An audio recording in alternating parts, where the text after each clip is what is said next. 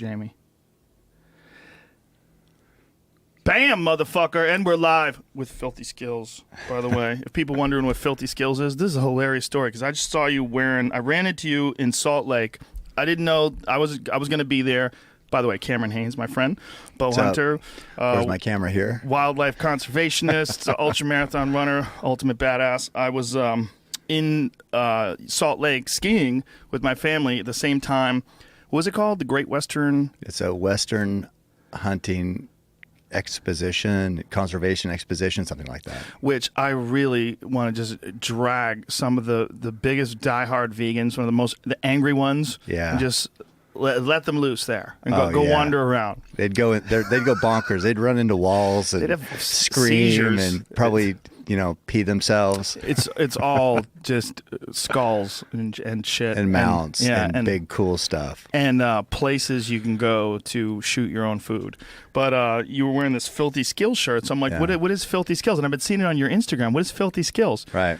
This is hilarious. So some guy sent you this, and we'll put it up on the screen so you can see it on the YouTube. Some guy sent this, which is a photo.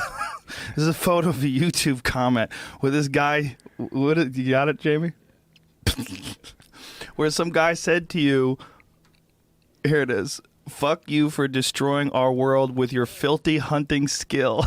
Yeah. Your filthy hunting skill. Why don't you kill yourself instead to reduce the population, dumbass? First of all, the spelling on this is atrocious. It's almost like he got his dog to write that for him. Yeah. FK space letter U space for he got destroying right. Yeah, it's our good. world. That's a tough word. Yeah, he's weird. He's like population's good, filthy's good, but he does UR. Yeah. People that do UR, what do you do with all that extra time that you spend between like YOU? What do you do with you don't have to spend that time working those fingers. Very efficient. Yeah.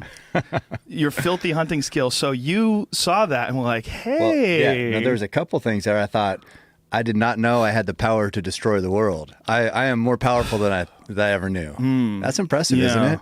But then I also said, hey, I have filthy hunting. I thought that was sort of like a compliment.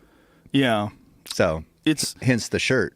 There's such a disconnect going on in this world right now. And we were talking about this today while we were practicing. It seems like there's some sort of a culture war. There's a movement of people right now. There's this whole eat what you kill movement. Mm-hmm. And a lot of people are rejecting the idea of factory farming and rejecting the idea of buying processed food and buying cows that are locked up in pens and treated like a commodity rather than like a living animal. Right. And going out into the woods and hunting and getting their own food and connecting to this sort of primal existence and self-sufficient. Self-sufficient. That's what I like about it. I don't rely on anybody to feed my family. And a lot of people love that. Right. But then there's this group of people that are completely disconnected from the way the wild works that are very angry about all this. And there's some bizarre conversations that I've been having with some very well-meaning, very intelligent people. They're very nice people. Yeah. And this is where there's a big misconception here. Like I got into it with a gang of people recently. And I shouldn't even say I got into it because I've kind of given up on insulting people online because I don't get anything out of it. Right. I get it. If you don't like it, you don't like me. I get it. I like me. I like me. I'm a nice guy. I mean, if you meet me and you communicate with me nice, even if we disagree, I guarantee we're going to have a pleasant conversation. I'm a nice person. Right. So when someone insults me or says nasty shit or makes a nasty video about me, I don't watch it. Right. I'm not going to. And people, point? why don't you respond? I'm not going to. Yeah. Why would I? I don't have enough time. I don't have enough time to spend with the people I love. I don't have time. I don't have time to hang out with you. Yeah. What am I have 15 extra minutes to watch a video and then make my own video and reply? I don't have time. Right. This life is short. Okay. So I get that people are upset, but the core message that everybody's getting out, there's one of two messages. One message is you should never eat animals at all, and that we should live this idyllic existence where everyone lives off nuts and twigs and shit and vegetables, and that's all you eat. Pine cones. Okay, that's fine. You can do that. But then there's the other that you support and I support, that the best way to live in this modern world is to go out and get your own meat. The problem with that, of course, and this is a real problem, everybody can't do that. Right. There's not enough wildlife. There's not enough time. And I don't think that we think everybody should do that. No. Well, our point is, and I think people like us, is you don't have to do it, but don't condemn it. Yeah. Don't condemn it, because as you said in my intro, conservationists, hunters are conservationists. We're the one that's paying the money for habitat, for all these biologists to tell us exactly how many animals are out there. They got boots on the ground, and they're out there with the animals, doing the number surveys, figuring out harvest numbers to try to achieve carrying capacity.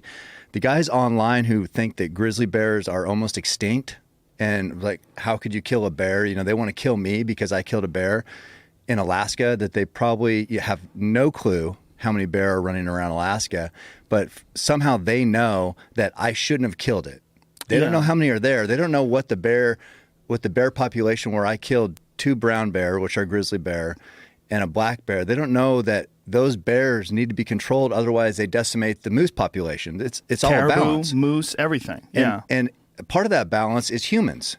So people always say, well, animals will take care of themselves. They've always, it's worked out, predators kill, blah, blah, blah.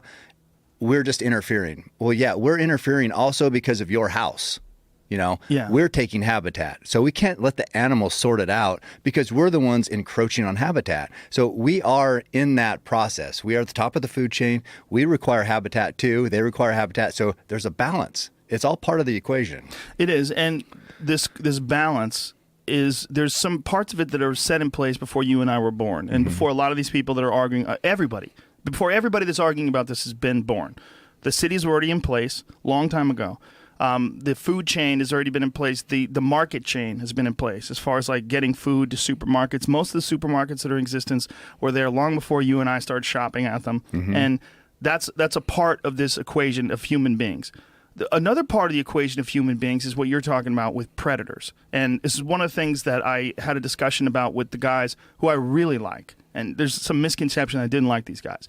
The guys that made that movie Cowspiracy. Oh, right. They're very good guys. They're very smart guys. They're vegans. They became vegans while I think factory farming.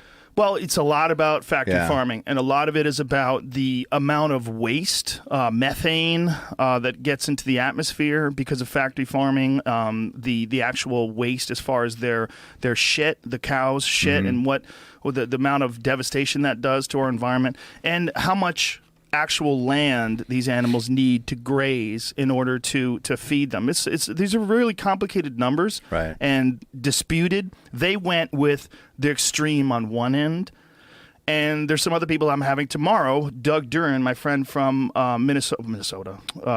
Wisconsin, my buddy from he's from the Steve Vernella show, Meat Eater. He has that large ranch out in what is the name of this? You hunted out there, right? Yeah, I'm trying to figure the name of the town. It's a very weird small town. Anyway, he's in Wisconsin in this really cool area where it's the, they have, it's called the driftless area where the glaciers mist. So it's all hilly and gorgeous and beautiful. Right. And that's where he lives. And he raises cows out there. And he's going to come in and give his perspective on a lot of this stuff as well. Right. But they had this really strange idea about wolves, and this strange that I had to correct them, and this idea about that we've hunted the wolves to near extinction, and now they're reintroducing, people want to hunt them again, and they really have to stop that. I'm like, man, you gotta. Wolves are fucking cool, and this is one of the things that I said to these guys. Nobody wants to eliminate wolves, but throughout human history, long before we were around, people have had a problem with wolves. And there's a reason for that. All the big bad wolf stories, all the Little Red Riding Hood, all that shit, it's because wolves are fucking terrifying. They're very, very dangerous. And I brought up the whole World War I incident where the Germans and the Russians had a fucking ceasefire because so many of them were getting killed by wolves. They made an agreement. They're like, look, obviously we've got a real problem that's bigger than us. Like team people. Let's stop killing each other for a little while and kill these fucking wolves. And they killed the wolves and then went back to killing each other. It's a crazy story. It is. And then there's the other story from the 1400s in Paris where wolves killed more than 40 people in Paris. The city of Paris was overrun with wolves. It's insane. Wolves are killing machines, and they you are. have to keep their populations down. And if you don't, you run into huge problems. Mm-hmm. People bring up, there's this video that people bring up all the time, how wolves changed rivers. And it's a fascinating video. We played it on here before. The problem with that video is the guy who made that video is fucking nuts, okay? Right. And he is romantic to the extreme in the idea of introducing keystone predators into these areas where they haven't been before. His idea was that wolves are making things better for all these other animals by getting rid of but they're not. They're decimating the elk population. And there was a thing written by scientists disputing all of his claims that were in that video. So then I went, like, what's this guy's deal about? So I listened to this NPR podcast on him. This motherfucker wants to bring lions back to Europe.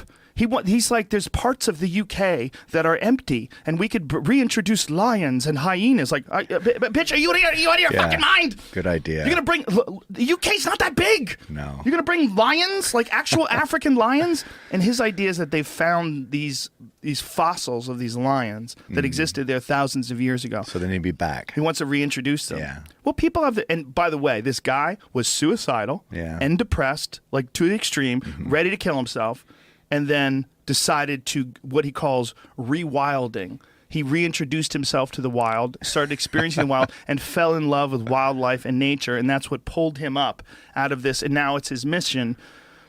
Hey, I'm in love with wildlife and nature too. Well, all right? realistically. Right. Yeah. Well, and I do want to say one thing, because we've talked about factory farming and, the downside of it. We're not lumping regular ranchers that raise cattle. I mean, my family is a cattle ranching family in Eastern Oregon. So I'm not talking about, cows that are out with enough pasture out there and then being killed, taken to market and killed. We're talking about that animals that don't leave the cage, that are standing in, their own feces and just never move and never have a life, and then have a bolt shoved through their head and they're dead. We're talking that extreme. That's not everybody. I have a lot of respect for farmers and ranchers, and so we don't want to lump everybody into the ranchers are all factory farmers for sure. No, they're certainly not. And one of the things that I noticed when I was in Montana, when I first went hunting with Ranella, we went through the Missouri Breaks, and there was all these cows wandering around. And I was like, what is the deal with this? Well, those cows literally wander free on public land. Right. They have, and this is what this Grazing Oregon rights. nutty shit is about, and what the Nevada nutty shit was about, with all these crazy ranchers that want to fucking take over the government. Like, yeah, that's not good. But what do they call it? Al-Qaeda? That's my favorite. We don't even know. We never even found out who came up with that description. Someone was claiming that someone on the podcast came up with that description. But when we were in Montana, that's when I first got introduced to this. These animals literally roam free and wild. They sleep outside. They eat outside. They wander through, and then they're corralled. And when they're brought to slaughter, then they're corralled. And so for the majority of their life, they live, off the land. Almost eating, like an elk. Yeah, like a wild animal, essentially. Yeah. Except they're someone's property. Right. Some people have a hard time with that. They have a hard time with the idea of property, of an animal being property. And I get that too, man. Another thing I watched recently was this Penn and Teller from that. You ever see that show, Bullshit? No. It's a great show. That they used to do on Showtime. But one of them they did was on PETA and the Animal Liberation Organization, or whatever the fuck they call it. Yeah, I've heard of that. Foundation. They're freaks, I think. Holy shit. Yeah. Violent arsonists, burning down buildings, spray painting vegan power, and just like the nuttiest shit. But they don't think that people should have pets. They don't think, and here's one of the best parts about it. One of the women that was in this program who works for PETA is also a diabetic. This is where you got to buckle yourself in, because there's only one way you get that diabetes medicine. It's from animals. So it's an animal product. And so she was saying that she didn't think that she was a hypocrite because that product saves her life so she could save more animals. Well, guess what, fuckface? That's what hunting is. Exactly. That's what hunting is. Exactly. I mean, if you go out and you hunt a wolf, and I'm not into hunting wolves, but if they have to control their population. Like, I'm not into hunting anything I don't eat. Somebody's got to kill them. Somebody's got to do it, and they're doing it. By the way, and also here's another thing about California. California mountain lions are a giant issue. There's an article that I posted up recently. Pull it up, Jamie. That someone someone sent me yesterday. They did this, like, you cannot hunt mountain lions in California. There's the reason for it is not, it's not logical. It's all based on people who are animal lovers who got into a position of power or voted this in.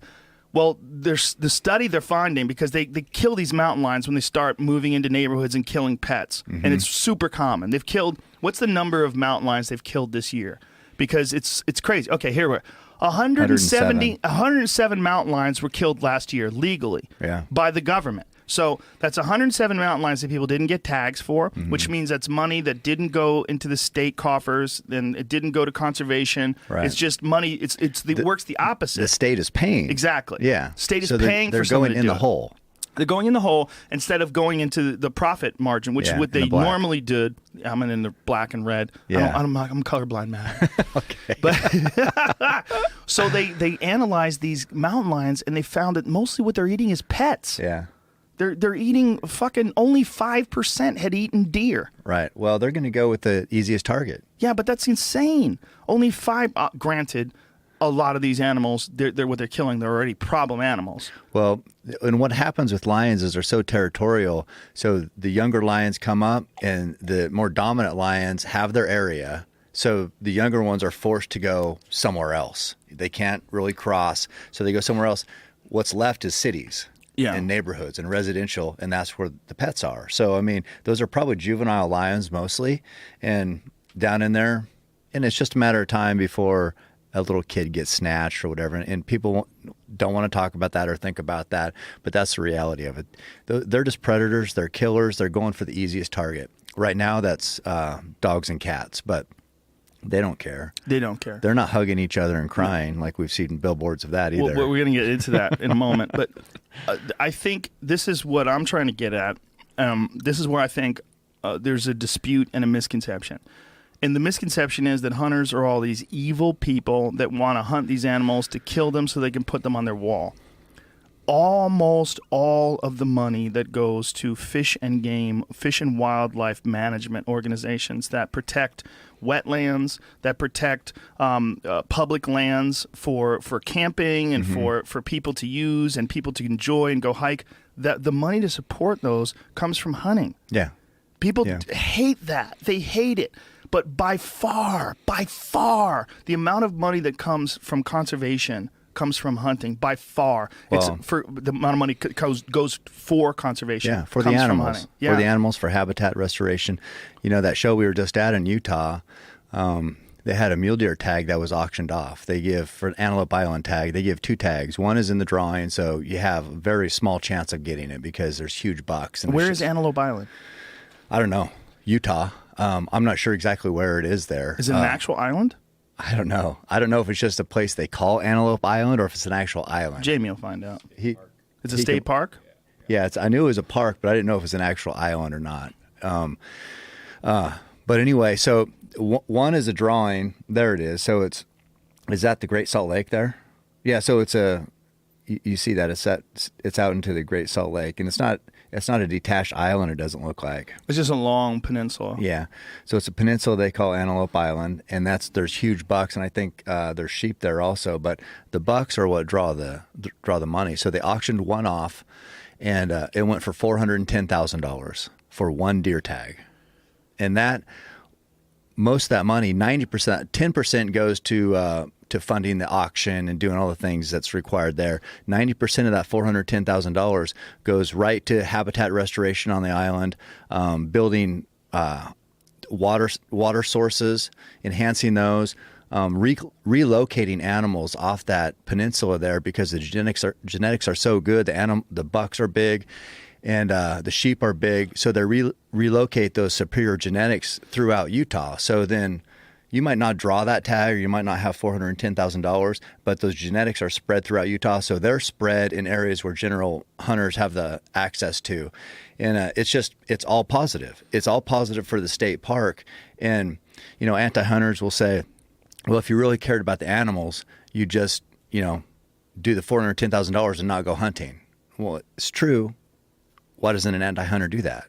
Well, here's a part of the problem. There's a bunch of problems with all these discussions, and a big part of it is that the people that are arguing against the hunting, they don't regularly go into the wild, into these habitats, into these environments and see how brutally hard they are for these animals to survive anyway. It's not like if you kill a buck and that buck lived to be 5 years old, you might be taking a year off its life. That's right. it. No. Maybe. There's no 100-year-old deer out there that live a long, great life. And this is the idea, and one of the parts of hunting that actually aids in conservation is when you get a mature buck and you harvest that mature buck, you are allowing the younger deer to breed where they might not have gotten the opportunity, and you're also, in a lot of cases, saving their lives because they get killed in fights with older deer.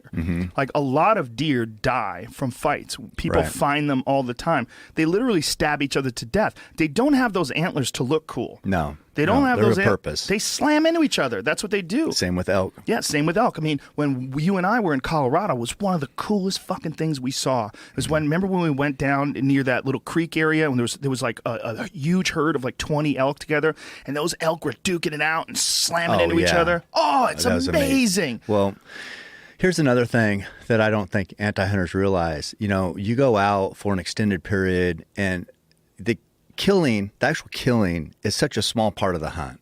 You know, I mean, it's those experiences like when we saw those bulls fighting and I think there were 7 bulls and there's one nice bull, a 350 class bull. He was a herd bull, but there's satellite bulls spread throughout on he kept them pushed out and they were jostling around and we were there. We didn't kill anything, but the experience of that night was one I'll never forget.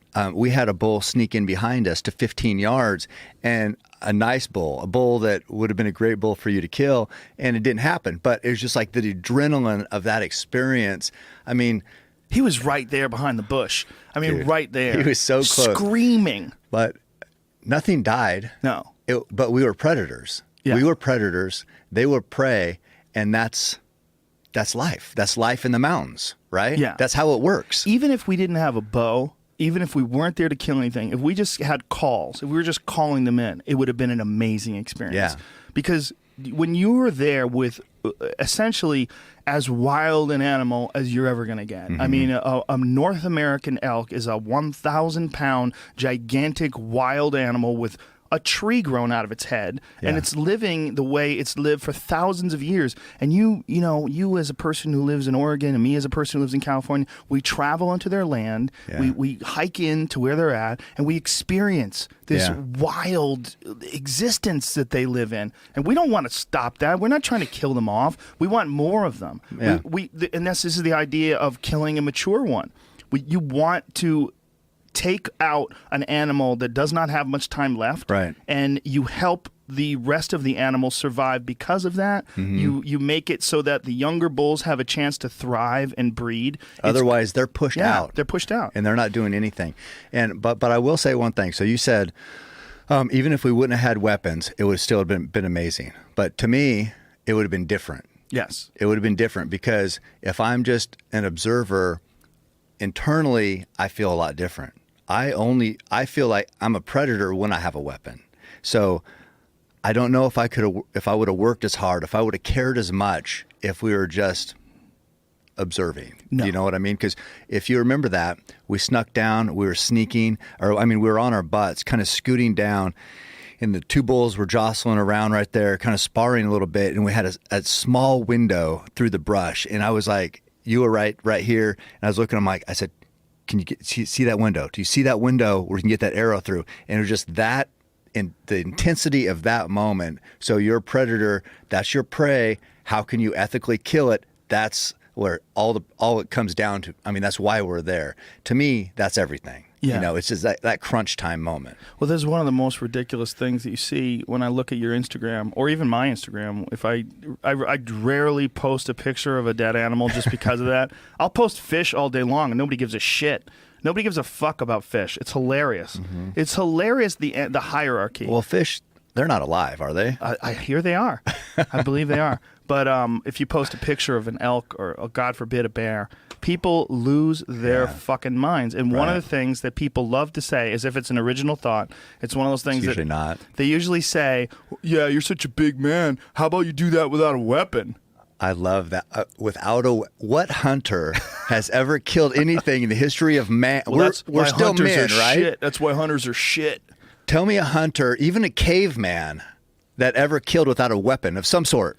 What are they talking about? They're not talking about anything. They're just talking. They're just trying to demean you. And I go to their fucking page, and one of them, this guy was feeding his animals meat. Right. And I'm like, did that shit come from a meat tree? No. He's like, this guy was shitting all over you. And then I go to his page, and he's got dogs. Yeah. He's got dogs, and he's feeding them meat. I'm like, oh man, there's some fucking convenient thinking going on here. It's so strange how many people have these convenient patterns of thought where they're self-righteous, they take the moral high ground. Now, look, the only person that has any say, the only person that has a leg to stand on is a person who's a vegan, who doesn't eat any animal products. Any animal products, okay? That's a small percentage of the population, but if they want to criticize it, and they have an argument, they have a very small leg to stand on. Hold on. When you have a conversation with them, that's when that argument kind of falls apart. Right, it does, because, okay, if they're hardcore vegan, fine. But are they growing their own vegetables? Very few. Because if they're not, they still are responsible for animals dying. If you've ever been into farmland and say where a field's been harvested. Once a field's harvested, you'll notice buzzards flying around that field. You know why? Because there's a bunch of dead animals out there. There's rabbits that were killed during the harvest. There's mice. There's also fawns. It's a birds. Big problem with pheasant, deer, grouse, whatever. I mean, those. The combines or whatever they're using out there is just tearing everything up, and animals are dying. So you can. Unless you're growing your own vegetables, unless you're do-it-yourself vegan, you're responsible for animals dying. If your house isn't made of wood, because if it's made of wood, there was timber harvested, and when that timber was harvested, animals died. So, I mean... Well, also their habitats displaced. Right. Yeah. So, I mean, people... Well, I think with their ideas, they want to do the least harm possible. Okay. But a lot of them already came from a background where they eat meat. Like, I had this one guy who was fucking arguing with me. Wasn't even arguing with me. He was giving me all this grief. And then he admits that he was a meat eater just 7 months ago. Right. He's been a vegan for 7 months. He's fucking 40! So for 39 years and 3 months, this motherfucker... 5 months. Whatever it was. How bad's my math? So this guy, for all these... You were very quick, though. Your math is very quick. But my point is, for a brain-dead hunter. Come on, man. You can't say that. 7 months ago, you were a fucking vegan and you're shitting all... Or you were a meat eater and you're shitting all over these people. It's a moral high ground issue. They elevate themselves. They're a bunch. They're above us because we're redneck hunters, right? Same thing. I had this kid. He looked like he was maybe younger 20s, but he's very passionate about his stance on what's right and what's wrong. Mm-hmm. And so I went to his page, same as you. I see a bunch of hot dogs on the grill. And I'm just like, dude, enjoy those hot dogs. But before you judge me or condemn me, why don't you live a little? You're 20 years old. What the hell do you know about anything? And all of a sudden, you know what's right and wrong. And he says, I'm going to have to answer for this or karma or some crazy thing. I'm like, what do you know? You haven't even lived yet. Well, not only that, hot dogs are probably the worst. This is one of the worst. That is ground assholes and cow dicks. Yeah. It's probably one of the worst things you can fucking eat, too. Filled with nitrites and nitrates and whatever's bad for you. I understand that they're trying to work it out for themselves. Yeah. And in working it out for themselves, a lot of times people want to condemn people that are living a lifestyle that's outside of theirs. Mm-hmm. They decide, hey, I'm going to live this small carbon footprint lifestyle where I'm going to be humane and I'm ethical and I'm going to be cruelty-free, hashtag cruelty-free. And I'm going to go on. It's like hashtag cruelty-free. It's like they want to tell you. Yeah. Half of them have fucking vegan in their names, which is hilarious. Vegan this, vegan that, healthy, happy, vegan vegan flower child. Everyone's but it's a part of their name. Like it's a big part of their identity, and it becomes like a cult. Mm-hmm. And I don't mean it like, you have to fucking initiation and pay dues, but I mean it's like you're a part of a gang. Yeah. And it's people have a tendency to do that, good or bad. They have a tendency, hunters have a tendency to do it. People who fucking use Windows have a tendency to do it. But I don't like Apple. I like fucking Windows. And if you use Apple, you're a piece of shit. Well, but hunters don't have the hate that these anti-hunting vegans have. They don't. Hunters don't go to their pages and shit on them for eating vegetables. Who cares? Live your life. Yeah. Well, I get where their thought process They think they're doing the right thing. They think they're doing the right thing. Yes, and there's a lot. This is another thing I want to point out. And I went on this Twitter page discussion the other day. I went on this rant. I don't hate vegans. I have vegans that are friends. It's not. I don't. And I know I'm not lumping everybody in. You know, there's a small percentage of people that are assholes, that are arrogant and outspoken and really aggressive and mean and shitty. And where's the cruelty free there? Like, why are you being cruel to other people that are living? Look around Where's the tolerance? World. Go outside and drive for 20 minutes, and I guarantee you're going to pass 30, 40 places that have dead animals in them. Every fucking supermarket you pass by, every fast food place, every restaurant, every gas station that's Slim Jims at the fucking counter. All of that is animals. So for you to find a hunter, the one person that you could point to that probably kills animals in the most ethical and humane way possible. And contributes and pays money to play part of the conservation role. Yeah. You know, and people will hear these podcasts, all you fucking guys do is justify what you do. If you have to justify it, maybe there's something wrong. No, it's the arguments are tiresome. There's a guy that's coming on next week. His name is, how do you say his name? Cerulli? Tovar Cerulli? I think that sounds Cerulli. right. He's an author and a guy who used to be a vegan who's not a hunter. Right. And panties will be bunched. They will get sandy, and tweets will be tweeted. Good. It's going to get crazy. Yeah. But I just think that podcasts like this and conversations like this with a guy like you, like I think what you do is the best way to do it. I mean, I've said this time and time again. What you do is the best way to do it, because what you're doing, first of all, it's the most difficult way to do it, and you prepare your body for it in a very fucking grueling fashion. We worked out before we got here, and you work out every day. And one of the reasons why you work out every day is fucking going through the mountains is hard as shit. It is. It is hard, man. Yeah.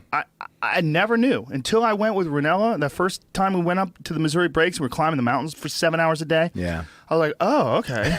This is not going to the gym and getting on the elliptical machine. No. This is fucking constant, and it's all day. And if you're packing shit, you have to be strong. You have to be physically strong. You do. I mean, and you remember in Colorado when we were huffing it up that ridge, you know, we were at the bottom of the canyon, heard a bull bugling. Is the bull you killed? Yeah. This dude takes off like a fucking mountain goat. I'm in pretty goddamn good shape. Yeah. And I'm like, and he's like, he's not even breathing. Fuck. He gets to the top of the mountain. That's how he saw the bull. Yeah. It was at the top of the mountain. You spotted it. But well, that the sun was going down. We had a lot of elements going. I could tell the bull was a good bull just by his bugle. And we'd been huffing it down there, trying to get on a bull that was bugling. We never could get eyes on him. But then I heard what sounded like a mature bull, and then sun going down, and that's why you train, right? Yeah, exactly. It's that's exact situation. You're coming out of a hole, you're climbing, 9,000 feet, the air's thin there, and it's a race against time essentially, but I mean, we made it work. Yeah, you are able to close the distance in a much more efficient way because of all your training. And that was a good example. Another good example of it was the pack out. I mean, we're packing out a lot of fucking weight, man. Yeah, right. This asshole has 2 fucking elk quarters in his backpack. So it's like 180 pounds? I mean, how much is that? Heavy. I don't know. Heavy as shit. You basically have me on your back. Yeah. And you're walking a mile with this, and there's a photo. Well, I'm sure I have some photos of us from this very trip that we're talking about. We're packing these things out. But the point is, what you're doing to acquire, when you have an elk steak and you sit down with this, and I had this conversation with Remy Warren about it, where he's like, it's almost like a religious experience. He's like, this is a precious piece of meat. Yeah. I've gone into the wilderness. Invested. I've harvested this animal, and I have a precious piece of meat. And he goes, and I treat it almost like a baby. Yeah. He goes, like, I season this and I cook it perfectly. And this is he has this intensely intimate connection, and I do with the animal that we killed. That animal that you and I killed, when I eat that thing, I think of our time together. Right. I think of how difficult the hunt is. I think of how crazy the environment is, how beautiful the experience is. Oh, yeah. There's so much more to it than going to a store and buying a squash. Right. And this is what people need or to even understand. buying a steak. Buying a steak, sure, but even buying a vegan or a vegetarian. But your vegetables, you're disconnected from these vegetables for the most part. Most people are. Yeah. There's an intense connection with the food that you eat, even if you grow it yourself. Like my wife gardens, and I do as well, and she does it more than I do, but we'll have salad from something that we grew in our garden, and it's awesome, man. Right. It's awesome. Like we're chopping tomatoes that we planted as seeds, and we fertilized the ground, and we watered it, and it came up. We picked the tomato, and now we're slicing into it, and it's amazing. The whole process. The whole process. And that's where the hunt. That's where the hunt, where the training and the preparation and the reverence for the animal and the harvest of the animal and the care of the meat, and you get it to your house and you put it in your freezer, and then you thaw it, and then you put that whole process is right. Yes. I'll agree with Remy. There is reverence to it. Yeah. And it means so much. And for a hunter, and I think, as just being a provider and just being, like I always say, self-sufficient, and doing it is hard. It's a lot easier to go to the store and say, hey, here's some of my money. Can I have that meat? Thank you. Yeah. Okay. Somebody else did all that, all the stuff we just talked about. Somebody else did that with no reverence. Right. And I'm eating it with no reverence. Yes. So to do it on your own is, it's what I train. It's what I prepare for every day. And it just means so much. Well, it's enriching in a very strange way that I never experienced in my life until I started hunting. Mm-hmm. I'd never had this kind of connection with my food, except for maybe going fishing. Mm-hmm. This last summer, I took my kids to Hawaii, and my kids love fishing. Mm-hmm. My little girls love it. It's fun because, they can put a line in the water, and when they catch something and then we're cooking it and eating it later, they're like, we caught this. And they keep saying, like, Mommy, we caught this fish that you're eating. Like, there's like a primal connection to this thing. But other than that, I had never experienced this sort of primal connection to your food. And all, nonsense aside, like there's a difference between a fish and a mammal. There just is. Totally. And there's a big difference between the reverence that you have for, in my opinion, the most majestic of animals that you hunt, which is elk. I think it's the most majestic. Oh, they're mythical creatures, man. Yeah. They're crazy. Elk, sheep are up there, where they live and the regalness. But elk is just because they're so iconic throughout the West. A big bull elk is just what, when you envision the West, you envision mountains, you think of a big bull elk. And then when you say, I'm going to hunt this with my bow, yeah, it's intense. It's fucking hard to do, too. And goddamn you for getting me addicted to this shit. It's a real problem. I'll text him every now and then. Like, I'm in the middle of doing something. I'm like, I wish I was bow hunting. I swear to God. This is boring. I'd rather even just shooting. We shot at a rubber target today. Yeah. It was awesome. I have a rubber elk that sits up on my hill. And we did a little FaceTime video where we were out there doing it. But just shooting at that rubber elk is cool. No. That's what I would say. I mean, you can take anybody. You can take the coolest person you know. Just sit here and think.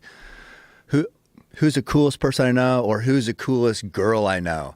You take that person, you put a bow in their hand, and you get them shooting a bow. They're cooler, aren't they? That's your thoughts. No, that's my yeah. I mean, shooting a bow makes you more of a badass. I prefer girls that don't like to hunt. That way, they don't want to come with me. No, I don't want them to hunt. They don't complain while they're up there, and they don't want to. I don't want them to hunt. I just want them to shoot a bow. Don't screw up my hunt. No, I'm kidding. I like sexism. No, in hunting, does it exist? It does. Next on Oprah. No, on Dr. Drew. Yeah, he would love that, and he would get me on there and just crucify me. He would, and he would get a bunch of girls who don't know anything about hunting to yell at you, but have a lot of big opinions. When we got back from Brazil, it was right when this whole Cecil the Lion shit was going down, and these people wanted to have a hunter on to yell at, essentially. Right. And I was telling you, don't do it. And the first time you didn't do it, I got you to leave. I was in the green room. I was in the green room and getting ready for hair and makeup, and it just wasn't feeling good. Yeah, I'm glad you talked to me. I'm glad we had a conversation. So I left, but then I did go on. Yes, you did go on later. But it was after the smoke had settled. A little bit. And you went on with a conversation about ethical acquisition of meat.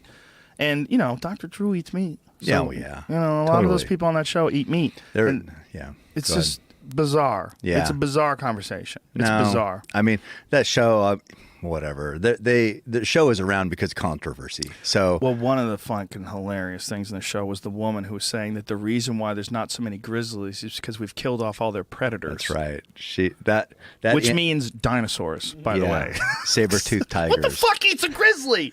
Jesus Christ, have you ever seen a grizzly, lady? Yeah. There's nothing eating them except other grizzlies. They're pretty much the top of the food chain. Yeah. And I mean, well, we are, but they're not really on the same page that we think we are. They think they are. So there's a little bit of a conflict there. There's a huge conflict. I mean, essentially, it's like two different kingdoms. Yeah. They're on the top of the food chain in the wild kingdom. Yeah. We can get them in their world, but we got to get the fuck out as quick as we can. Yeah. We can only exist in their world for a couple weeks at the most. Yeah. And then we're like, okay, we got to get back to an actual bed. Yeah. And I need to take some vitamins. Right. No, it's, I don't know. It's.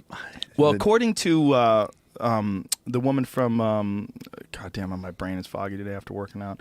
What's her name from Life Below Zero? Sue Aikens. Sue Aikens said that she saw a bunch of wolves run down a young grizzly and kill it. Oh, Yeah. okay. She said the young grizzly was coming out of its den. And when they come out of their den, they're kind of weak, and these wolves knew it. So they chased after it, and they were biting its legs, and they're chasing down. And it happened like a fucking 100 yards from her house.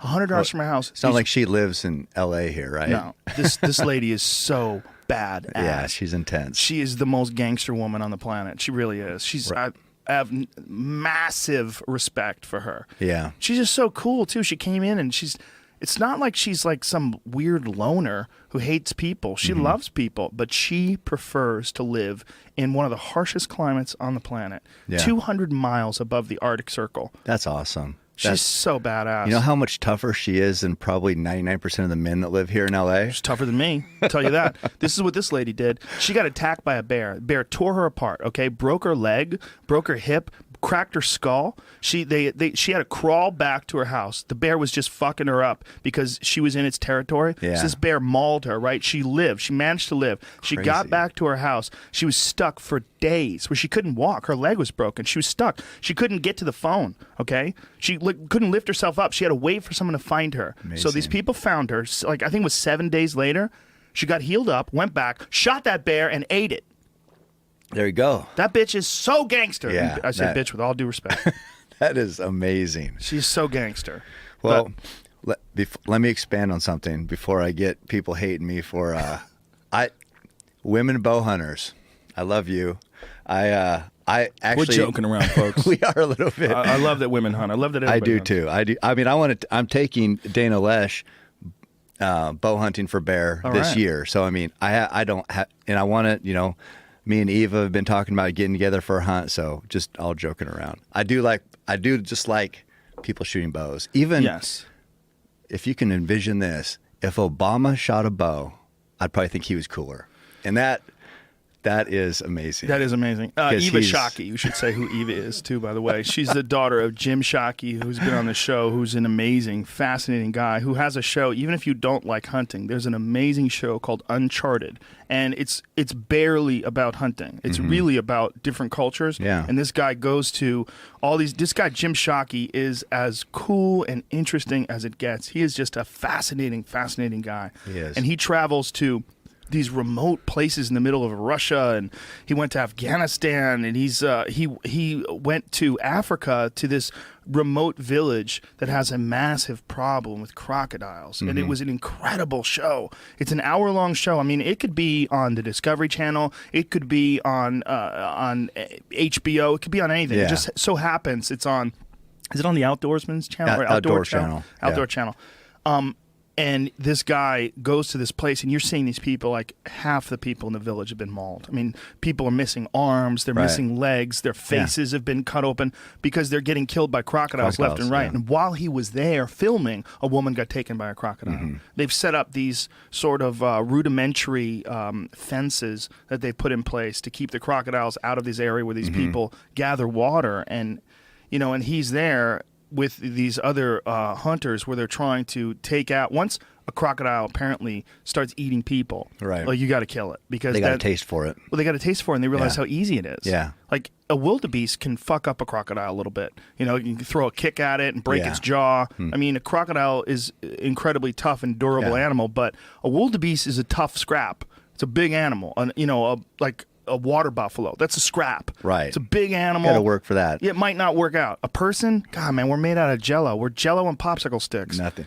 Well, and I hunted crocodile. Did you really? They're tough. Where'd you hunt crocodile? In Africa. Whoa. Yeah, in Tanzania. I wanted to kill one. And so to get within bow range of, you have to build a blind, and they come up, their eyes are just above the water. And for a bow, they have like 2 bumps. They got a bump above their eye, then one back here. You have to be like right below that or right in between. You're shooting at about a 50-cent piece size. You have to brain them, because if you hit them in the lungs, they're in the water and then they sink.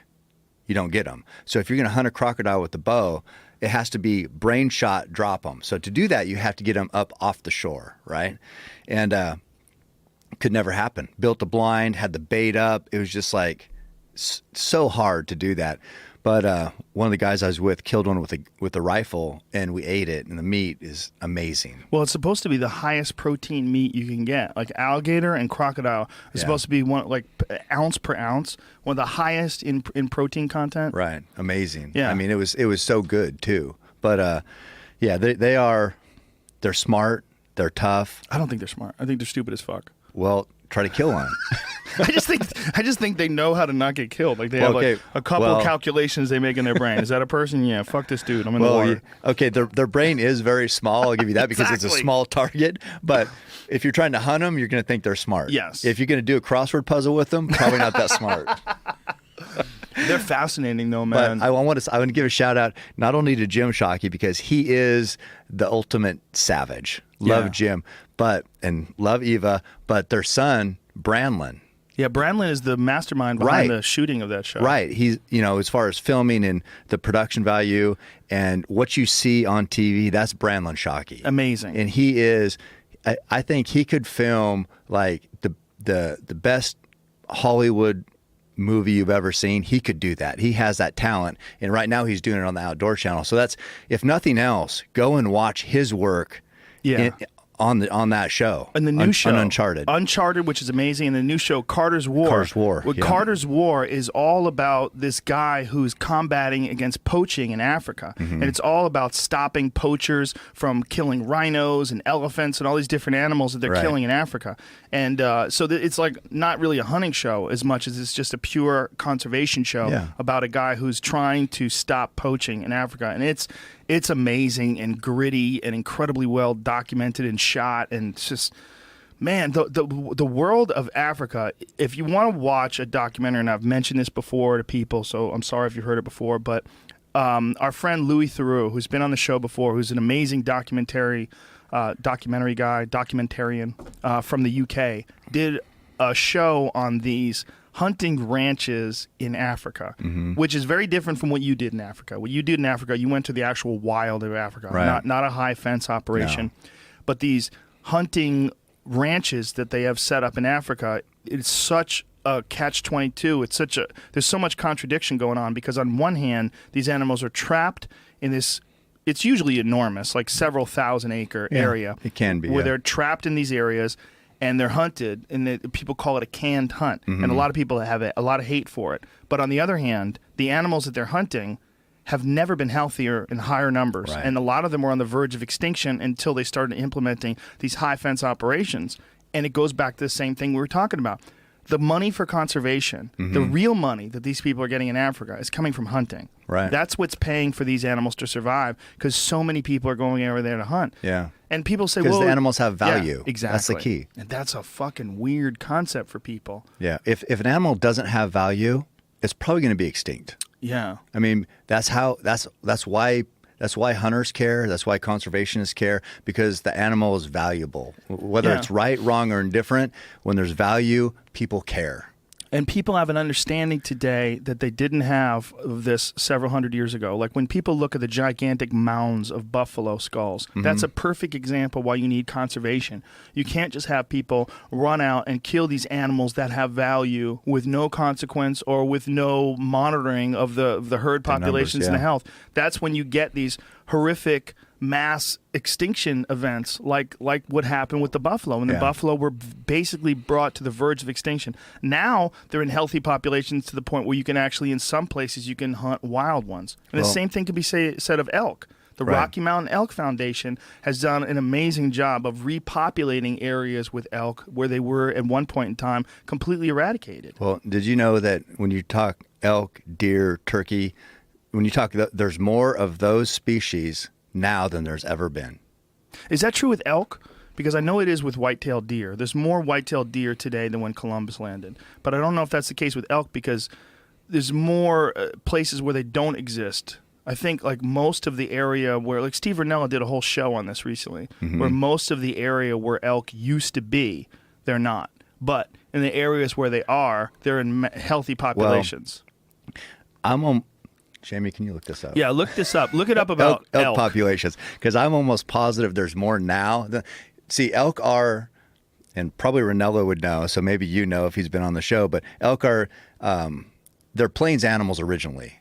They're pushed into the mountains because the plains, that's where we live. We live where there's water and in the valleys. That's where humans set up their cities, and that's, to use the rivers, and we need water. So they have been pushed in. Now they're mountain animals. But now there's elk where there hasn't been elk before. Pennsylvania, Kentucky, places like that. So maybe they're more places than they've ever been. But I'm almost certain there's even more elk. But whatever the case, I don't even think there are more places than they've ever been. I think it's the ones that are there are in healthier populations than they used to be.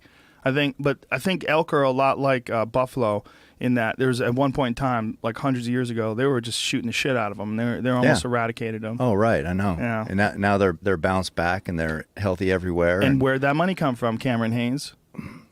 I want to say hunters. Yes, Rocky Mountain Elk Foundation. They've done a fantastic job, and they've been on the forefront of protecting habitat. So I know they've been over 6 million acres protected. I think maybe close to 7 million now, or maybe even over. I haven't kept track recently, but that's 7 million acres that can never be used for anything else other than habitat for animals. And that's not just elk; that's deer too. Elk numbers across 6 states. So how are we looking there? Yeah, see, this is across states, but I think maybe we could keep looking. So it says, see that American elk populations dwindled to less than 100,000 by the early 1990s. Wow. So now, that's insane. And now in 2009 grew to 1,031,000. That's incredible. So the 1990s, that's insane. It was down to 100,000 in the 1990s. Wow, that's terrifying. Like that's the verge of extinction in our lifetime. Not just in our lifetime, but in when we were both men. Yeah. So during that time. Wait, that can't be right. Is it? No, the early that's got to be 1890s. Where does it say Doesn't that? it? See the last sentence of last word of the first paragraph?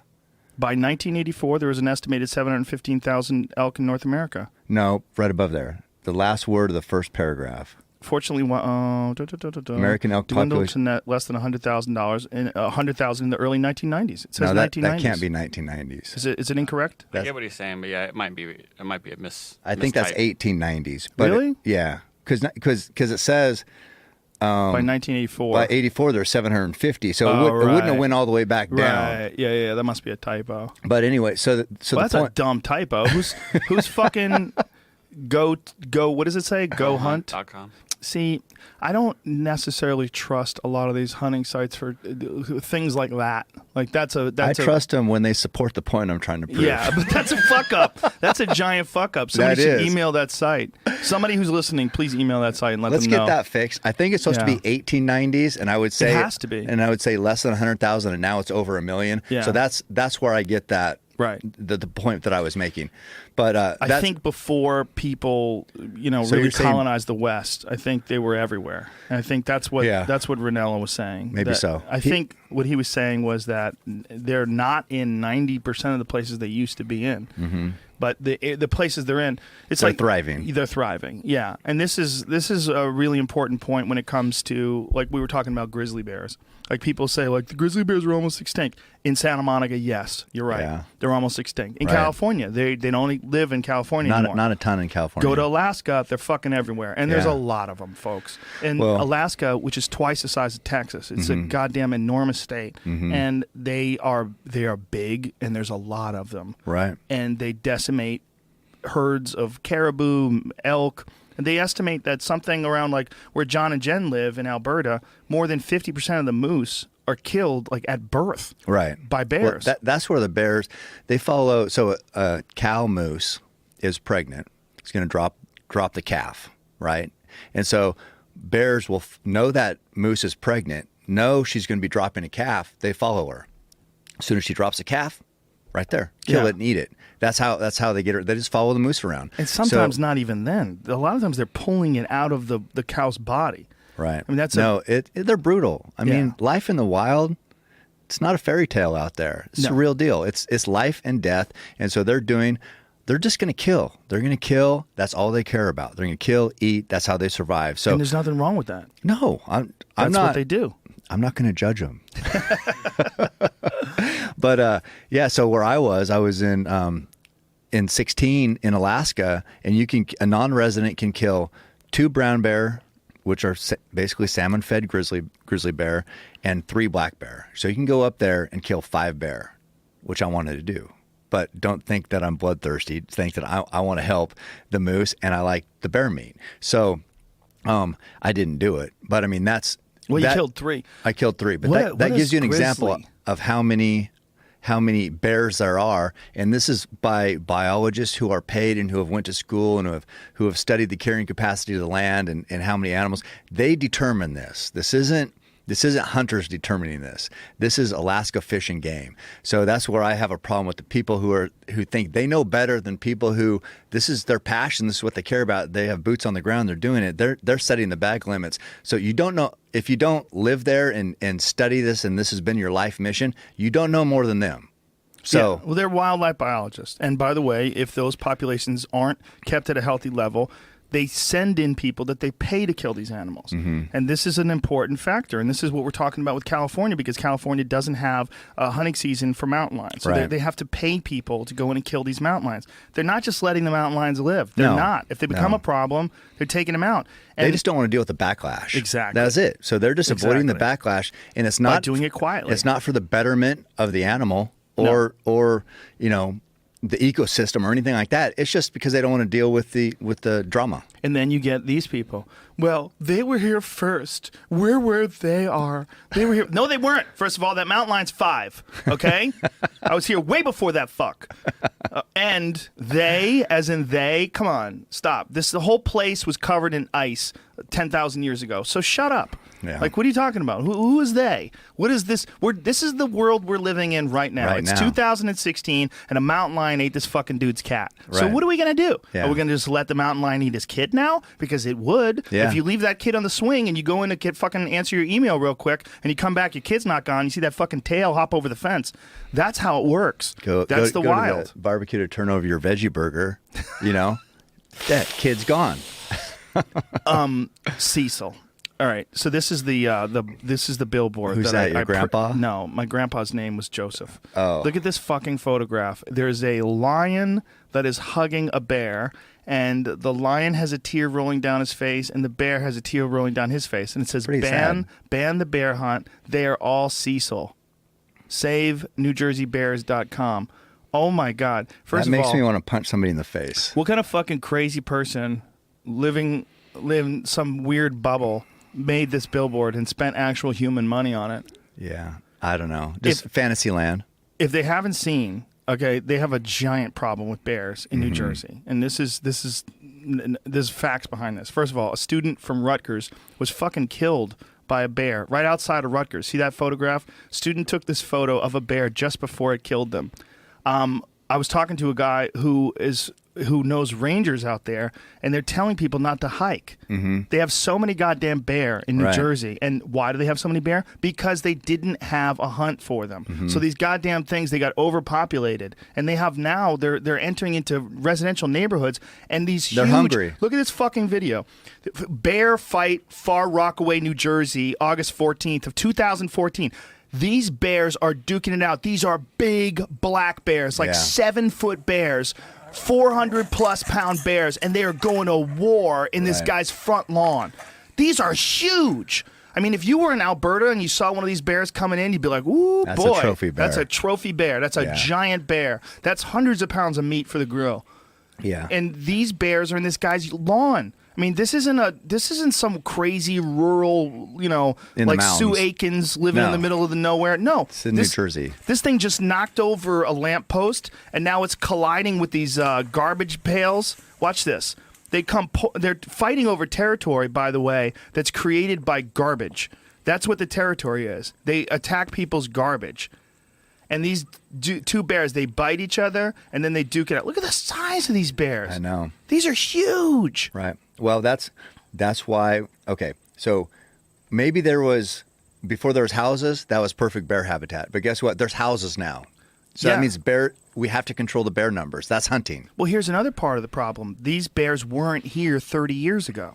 These bears are overpopulating and moving into these neighborhoods, and they're doing it because they know the people live there, and it's a steady supply of food. Garbage. Yeah, when you live in Colorado, and Colorado is, they had a big issue with it in this area where I was, where the bears would find out that people put their garbage in a certain area. And once they eat there once, that's it. They have to capture those bears, and they either relocate them to zoos or figure something out. But when I was there, we went to this wildlife rescue place, and they had this gigantic grizzly bear that they had gotten because look at the fucking giant chunks of fur they're tearing off of each other.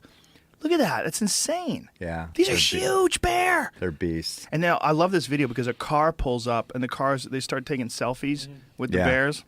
But they had to relocate this grizzly because it just started tearing apart people's cars. It found food in someone's car once. Was it grizzly or black bear? It was a brown bear.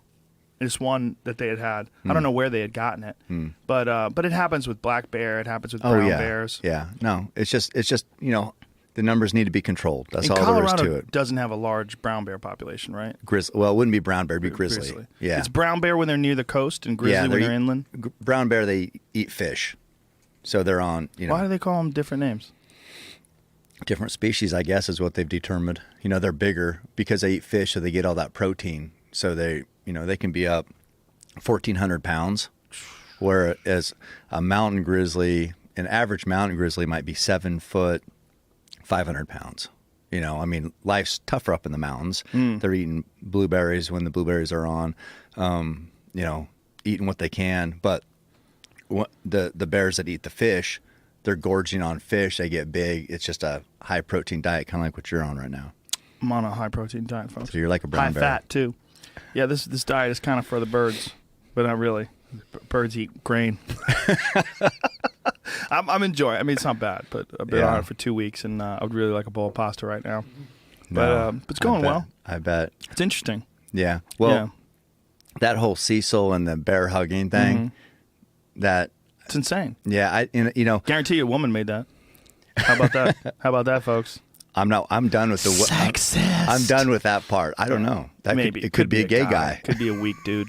No, just all sex, gender, all that nonsense aside. We're joking around here, folks. What that is just someone who doesn't understand. It's crazy ignorance.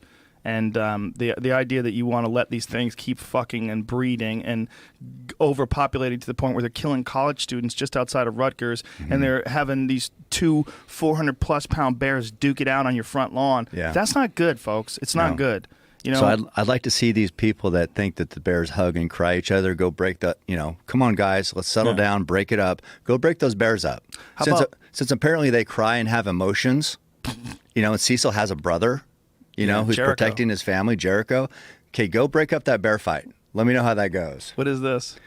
Samantha? This is from their website, savenjbears.com. Oh, God. So this is another named, I think, we're only facilitating this issue right here with naming the bears and humanizing them. Because if you watch the Super Bowl, it seemed like every other commercial was something, an animal singing or an animal talking. Or it was like, I mean, I saw sheep singing, like in an a cappella group. I'm like, what is going on? Well, and so that's where hunters are fighting for our place right now, because the kids are seeing that, and weak people are seeing that, and people that don't get, hey, I want to be part of the food chain are seeing that, and they're like humanizing these animals.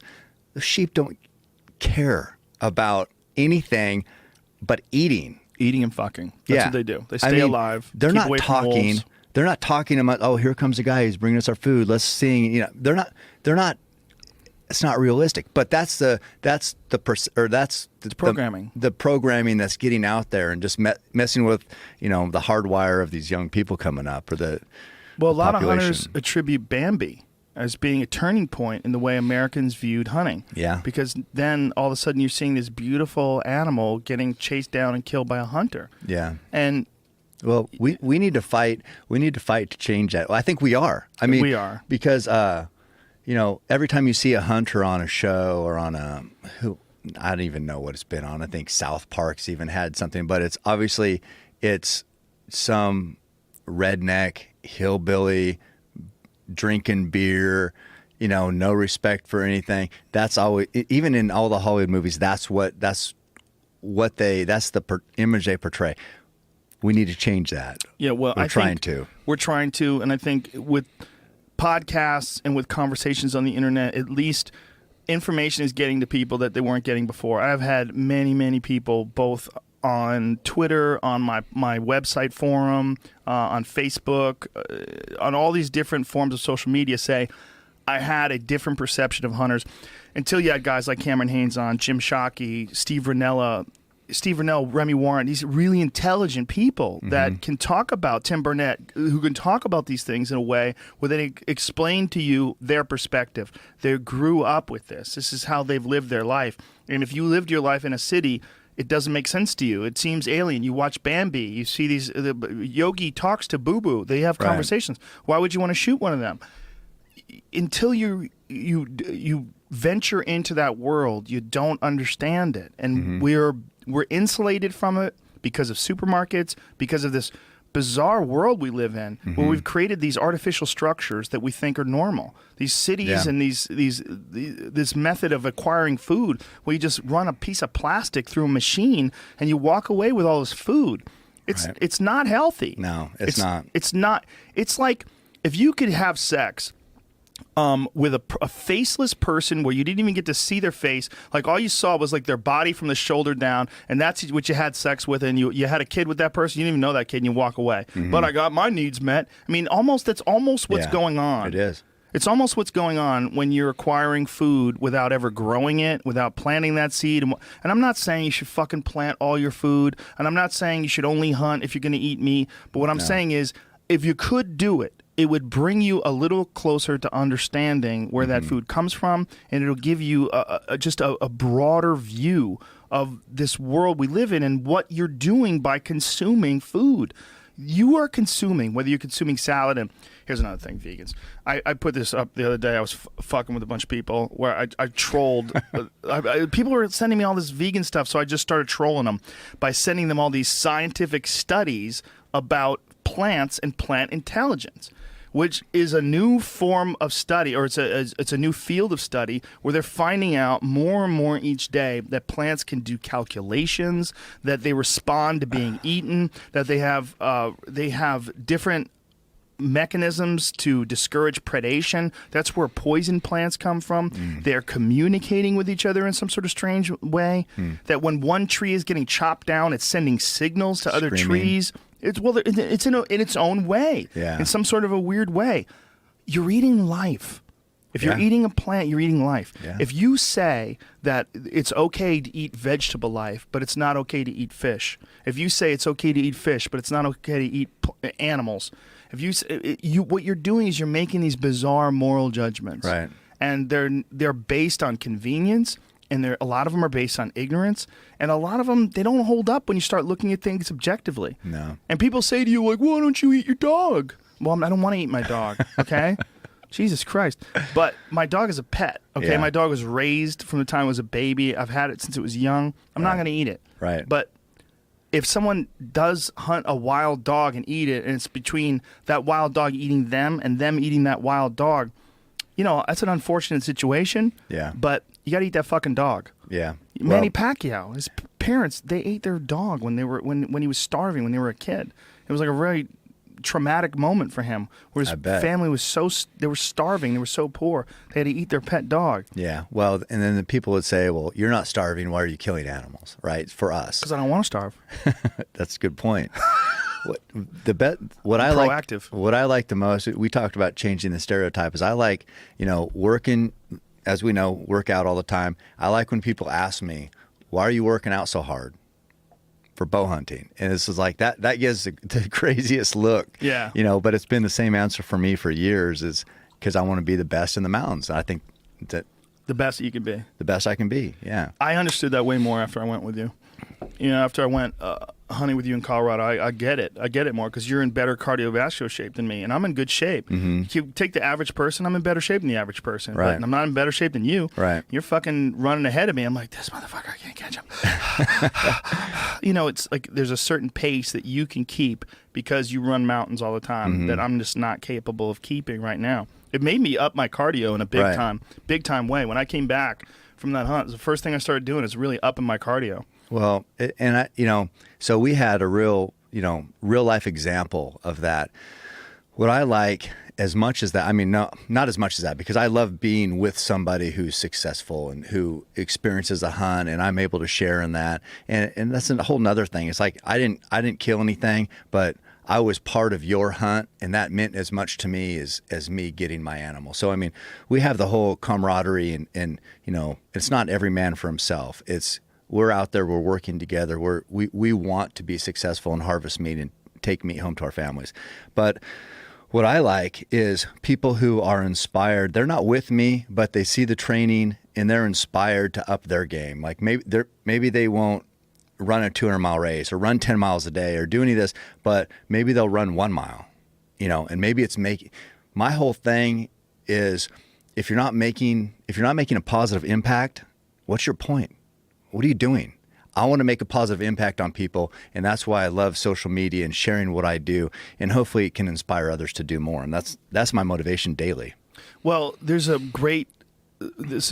great time for that, and there's a great venue or a great vehicle through social media that didn't exist before to inspire people, and I am constantly inspired by it. And some people get upset, like, "Oh, you fucking posting pictures of you working out, like fucking showing off." Like, I like when I read The Rock's Instagram, okay? Me too. I do. I think 40 million other people do also. Yeah, that fucking guy is up every morning. If he's got to work at 7, he's up at 4, and he's in the gym, and he'll show a photo of his alarm clock going off, and then he'll show a photo of him in the gym making crazy faces where he's fucking full to sweat, and it makes me realize I'm a lazy bitch, and it makes me want to get up and work out. Exactly. That's just, there's a community. People want to be inspired, I think. They definitely do. I know I do. And I know that you've created a community. Your Instagram page, in a lot of ways, and I don't want to say it's your community, but you have spawned through your Instagram page a lot of inspirational communities as well. I've looked at these other people's pages that follow you, and I'll see like the hashtag keep hammering, and they're out doing things, and I see people responding to their posts. I saw this, and it made me go to the gym, and I wasn't going to, so thank you for that. Right. And it branches off. Right. It feeds into everybody, and it's positive. It's positive for all of us. And at the end of the day, look, you can make all your fucking angry videos, and you can make all your angry posts and shit on this and shit on that, and get angry about people you don't even meet. But what is the message that you're putting out?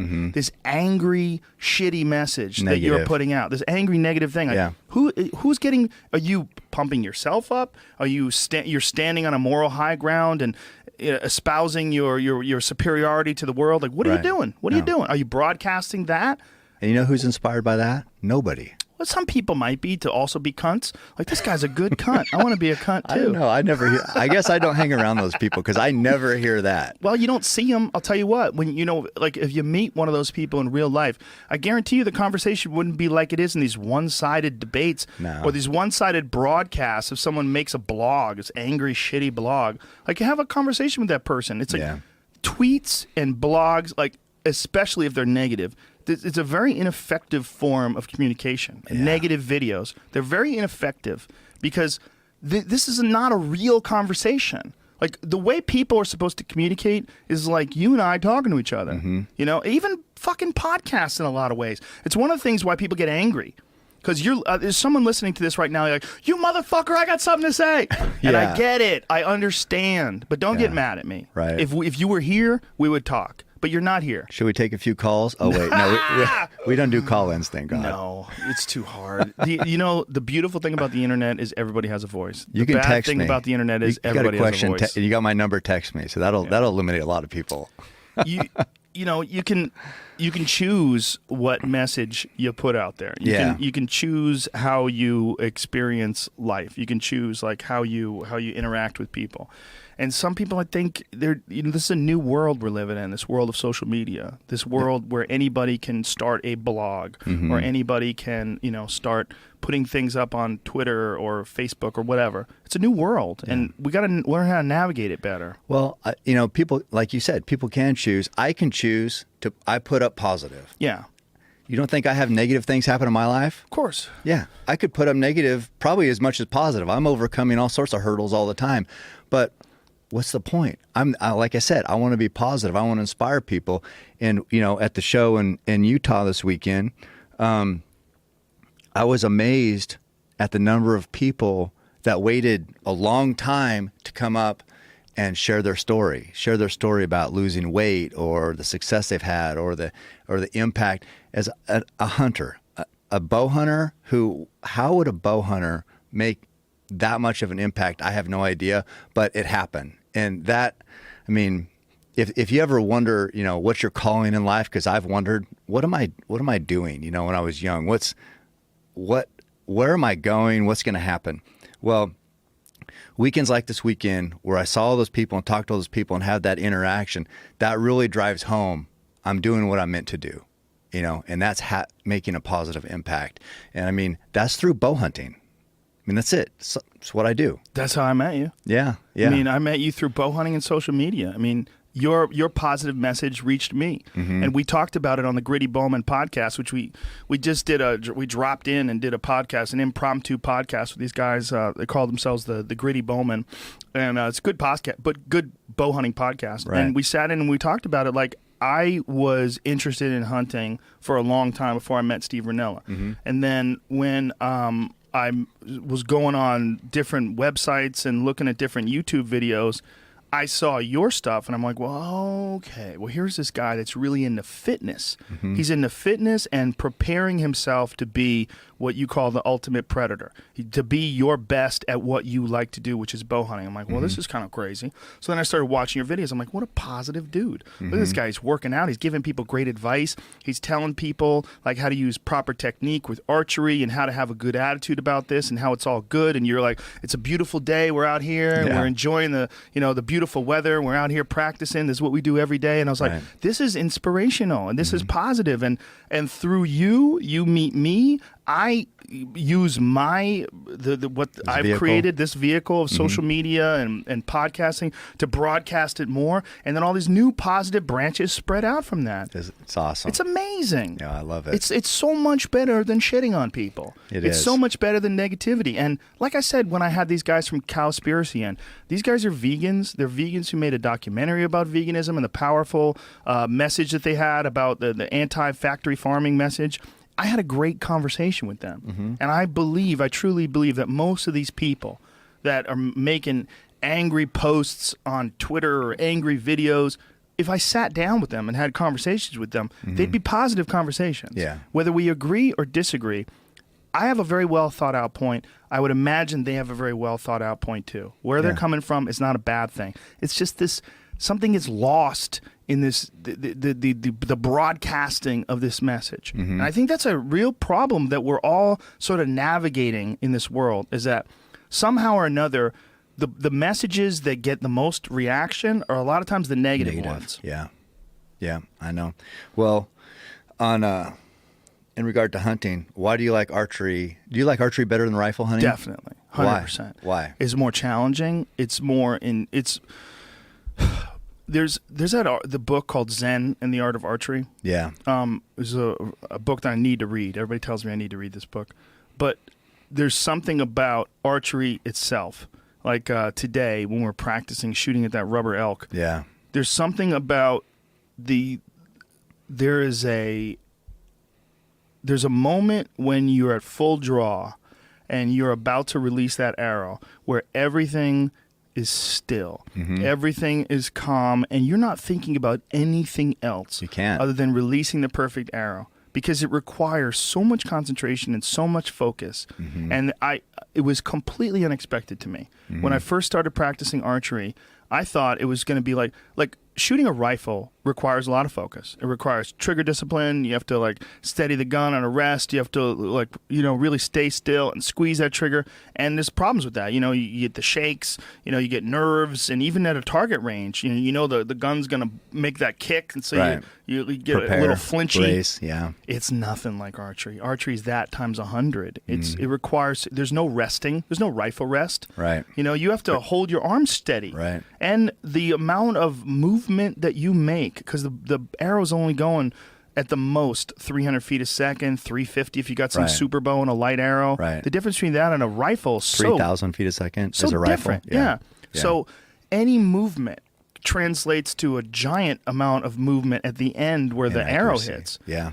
And it's just, as a discipline, it's cleansing. Like for me, I love, after a long day, I do a lot of shit, man. I got a lot of things going on in my mind. I have, between comedy and podcasting and the UFC and family and business bullshit, and there's like so much bullshit going on. There's so many different things in my mind that for me, what archery is like ultimate meditation, this ultimate focus point where I draw back and I see that target, and then I release that arrow, and then thunk, when that arrow goes right into that bullseye, like we were shooting that rubber elk today, and when you nail one, it gets right in that small circle. It's a beautiful, satisfying feeling. It is. It's that moment that in the impact and seeing where it hit. I mean, and then so that's just the process of it. But then when that happens, because why are we doing that? We're doing that to prepare for the hunt. Yeah. So when all that work pays off on the hunt, it's just I don't know how to, I see some videos and I see people running around and tackling each other and doing all that. I never feel like that. I always feel like I feel, I guess, blessed or thankful for the moment, and mostly thankful that I made something that's very difficult happen. Yeah. I achieved that goal, and it's I don't know, it's so powerful. And that's what I like people to shoot a bow, because as you said, shooting a bow is centering and it's Zen-like, I guess, if I even know what Zen means. I don't even know if I do, but it is relaxing. It requires amazing focus.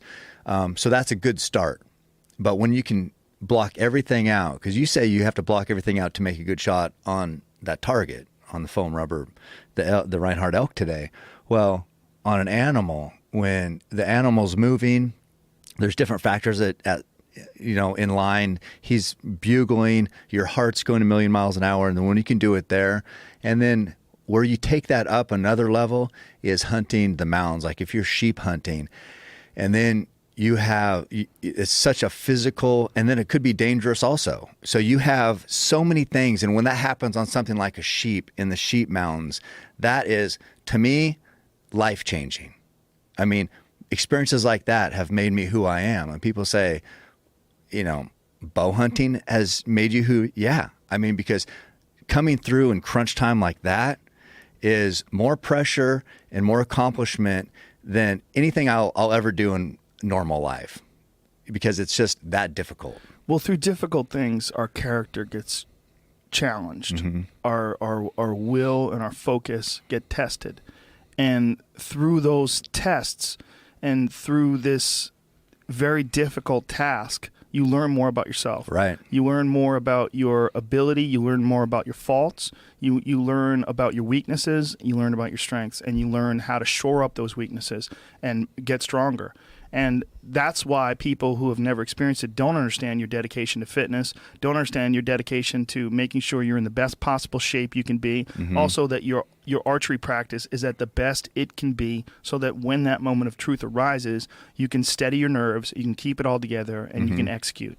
Yeah. And that execution, that is an insanely difficult task that very few people have to ever do anything in life that's remotely as difficult as shoot an arrow at an elk that's 50 yards away and watch that arrow sink right into the vitals and realize that you've done it. And realize that now you have enough meat for a year for your family with one animal, And are we quantifying life? I mean, are we saying that, that all animals are worth something? Well, if that's the case, every pasta bowl that you eat a bowl of pasta, that pasta comes from grain. That grain most likely was chopped from a field, from a combine that is 100 yards long, that it's indiscriminate, and it's running over everything, as we were talking about, running over mice and rabbits and fawns and ground nesting birds and anything else that might be in its path. And there's a lot of death involved in that. So every bowl of pasta that you eat, even though you feel like you're completely immune or completely free of any responsibility of death, it's not true. No. But one elk with one arrow feeds you for a year. A year. Right. I have 2 fucking commercial freezers in the back. They're filled with meat. I gave Gary Clark, the musician, the other day, I gave him 2 pounds of elk. I'm like, take this home and cook it. Yeah. Bill Burr, the other day, he sent me this text message. He made elk chili. I gave him some elk. I give people meat. I love it. Love providing. Yeah, my friend Chris Ryan sent me this photograph, or Duncan actually sent me, Chris Ryan did too, but Duncan sent me this photograph of his girlfriend made meatballs, elk meatballs, and they were sitting there eating with their friends. They had a friend over for dinner with some meat from an animal that I shot with a bow and arrow. You provided. And I'm giving it to him. It's fantastic. It's a beautiful, warm feeling, and it connects you in some weird primal way that we're immune to. We're not getting it anymore. We're not getting it.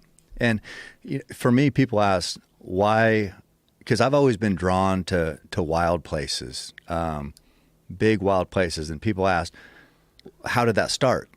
For me, how that started was I didn't come from anything. I didn't have anything. I was just a guy who couldn't even afford an elk license for a few, it was $25. I couldn't afford it. But so I felt like, I don't know, I didn't feel special in any way. I didn't feel like I had any advantage over anybody. I felt lower class essentially. But in the wilderness, when I went, there could be the richest guy in the world. There could be the most powerful businessman. But if he was there and I was there, all of a sudden the playing field was equal.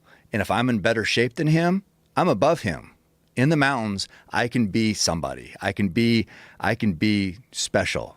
And that's how I prepare. And that's why I liked it back there, is I didn't have to conform to society's, well, this guy is an A-lister, you are nothing. Right. You know what I mean? Right. That's what was always drawn me to that, because it was a level playing field for me. And if I came in more of like a beast than somebody else, all of a sudden I was the guy back there. That's what I did. And it was just like, I didn't have anything. And I thought, this is the only way I'm going to achieve my dreams, is get to where I can be in control. Well, it gives you an understanding of that environment, that this environment really doesn't care that you make 6 figures.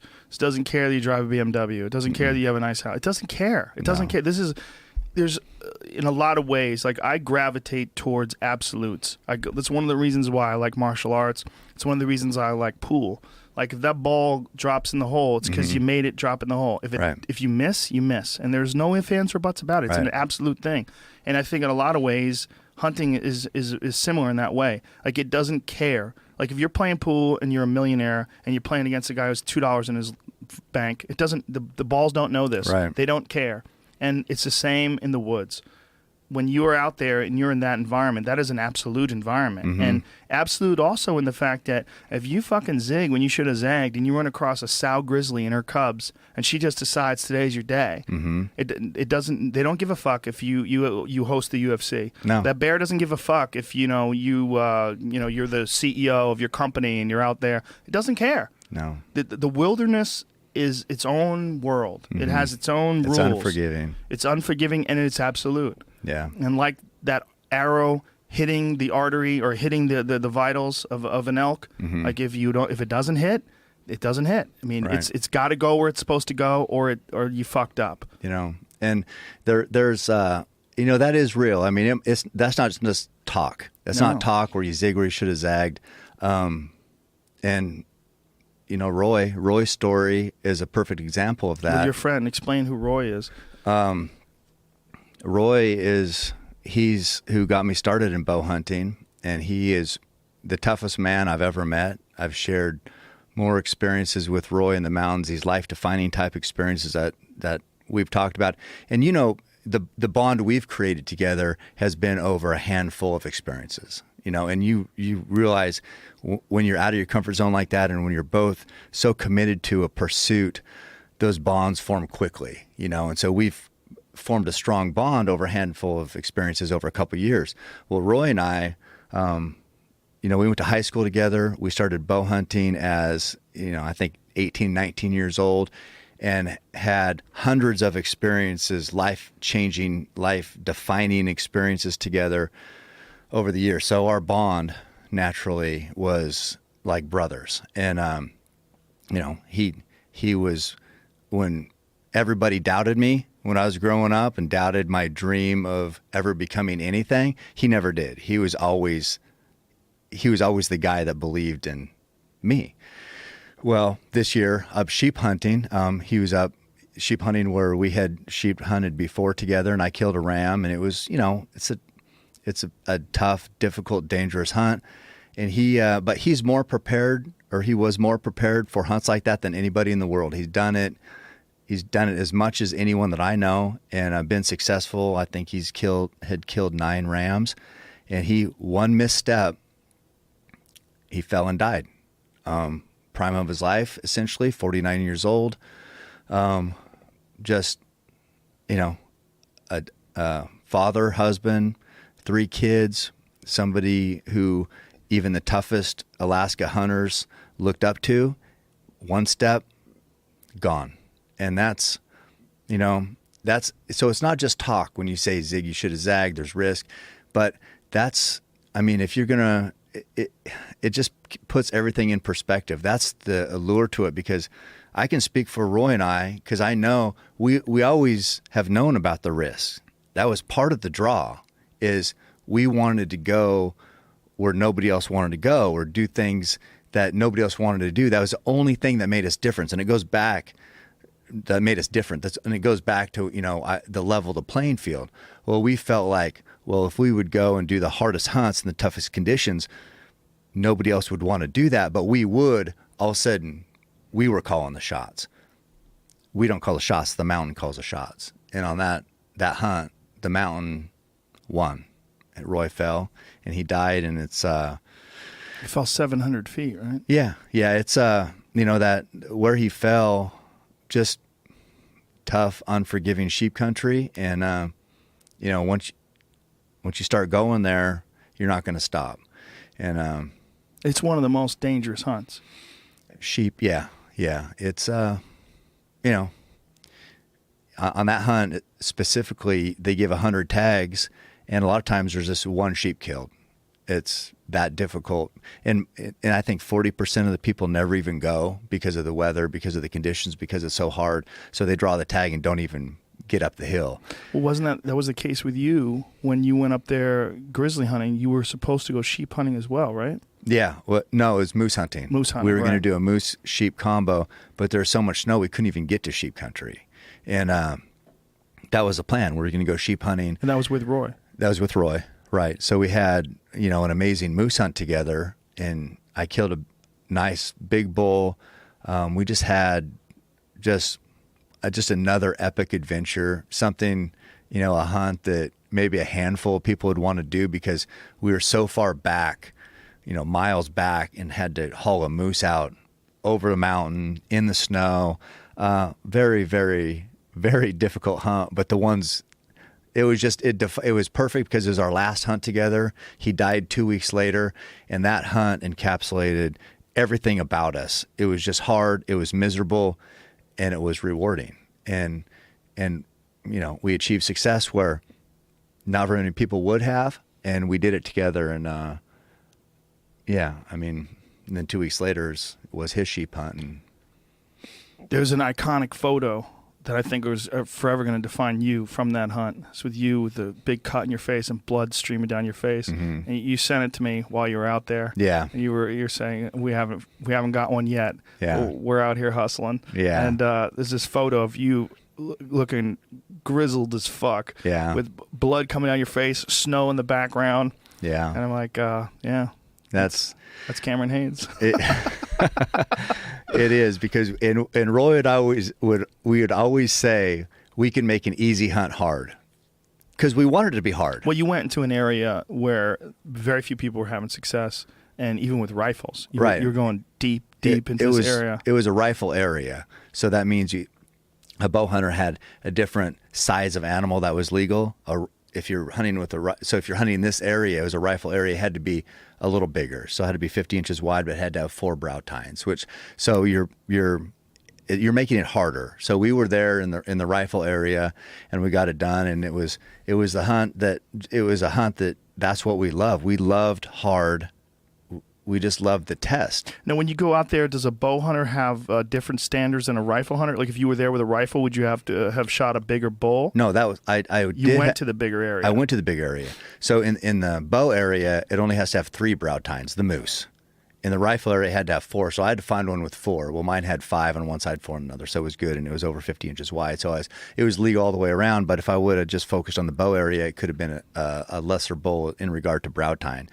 But and they do this to make sure, again, that the mature animals are harvested, right, so that the younger animals can breed. And so this is all calculated by wildlife biologists to make sure that they have healthy populations of these animals. Yeah, just that mature bull has served his purpose, so to speak. He's bred the animals over the years. He's probably on the decline, so it's a perfect time to take him out. So that's not what people associate it almost instantly with, oh, you're fucking trophy hunting. You just want a bigger rack. Like, they do that specifically because it's for the health of the population of these animals. Yeah. I mean, we care about the animals. We care about, and do like to kill a big animal, but it's dual purpose. We want to kill a big animal because it's awesome. It's hard. It's hard to kill. They're smart. They're wiser. An older, mature animal, especially with the bow.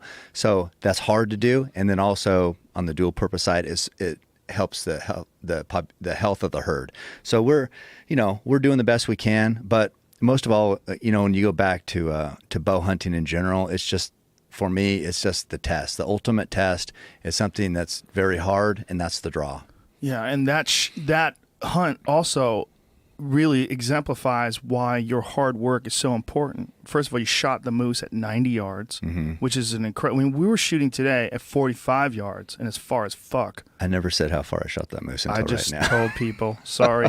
Well, listen, Tim Gillingham, we were talking about on the Gritty Bowman podcast, who is a world champion archer who was talking about routinely shooting animals over 100 yards, and that he does this because he's a world champion archer, and he can do that. When you're shooting a moose, the distance that you can shoot a moose versus a guy like me who, by the way, I still shoot every day, but I can't do that. It's not an ethical distance for me, but it is for you. And to have to haul that animal out, sorry to blow up your spot, about 90 yards. I thought you already told people. No. But it was a perfect shot. Right. I mean, but that's a funny area with shooting something like a rifle shot at 90. First mule deer, that mule deer right there to your left, that was 200 yards. This is the first time I ever pulled a trigger on anything. Yeah. Anything. Right. And that was 200. But with the rifle, that's normal. You get a rest with the rifle. You just you don't punch it. I was prone. I was lying on my stomach. The whole thing was perfect. Yeah. The rifle is a tool. You just let it perform. It's going to work. Yeah. The bow hunt with a bow, it's just a lot of variables. So all of your preparation and shooting every day for years and decades, really, and then also your physical fitness to be able to pack out. I mean, a moose is how much pounds did that thing weigh? We had about 600 pounds of meat. That's just the meat. Just the meat. I mean, how much did the animal weigh? Oh, I don't know. 1,200 pounds, probably 1,000. I don't know. It's an enormous animal. Yeah. Until you see one, like, and you're there physically next to it, you don't realize. No. It took us hours to break. I killed it. It was in the evening. And Roy and I, we had cameramen there, but they ended up they filmed a little bit of the process of breaking it down. Then they headed back to the spike camp. And Roy and I stayed there, which we liked just doing it by ourselves back there together, singing. What were you singing? He would always sing. I don't know. Really? What kind of stuff did he sing? Country Girl, Shake It For Me, little Luke Bryan maybe, little Lady Gaga, I think. Oh God. Yeah, he was well versed, a terrible singer, but it's just what we did. Right. Well, it's also just part of the deal. You were happy. Oh, successful hunt. It was, God, I'm gonna miss those times with him because it's just hard knowing the journey we'd been through together. That's why it's so appreciated. And who else?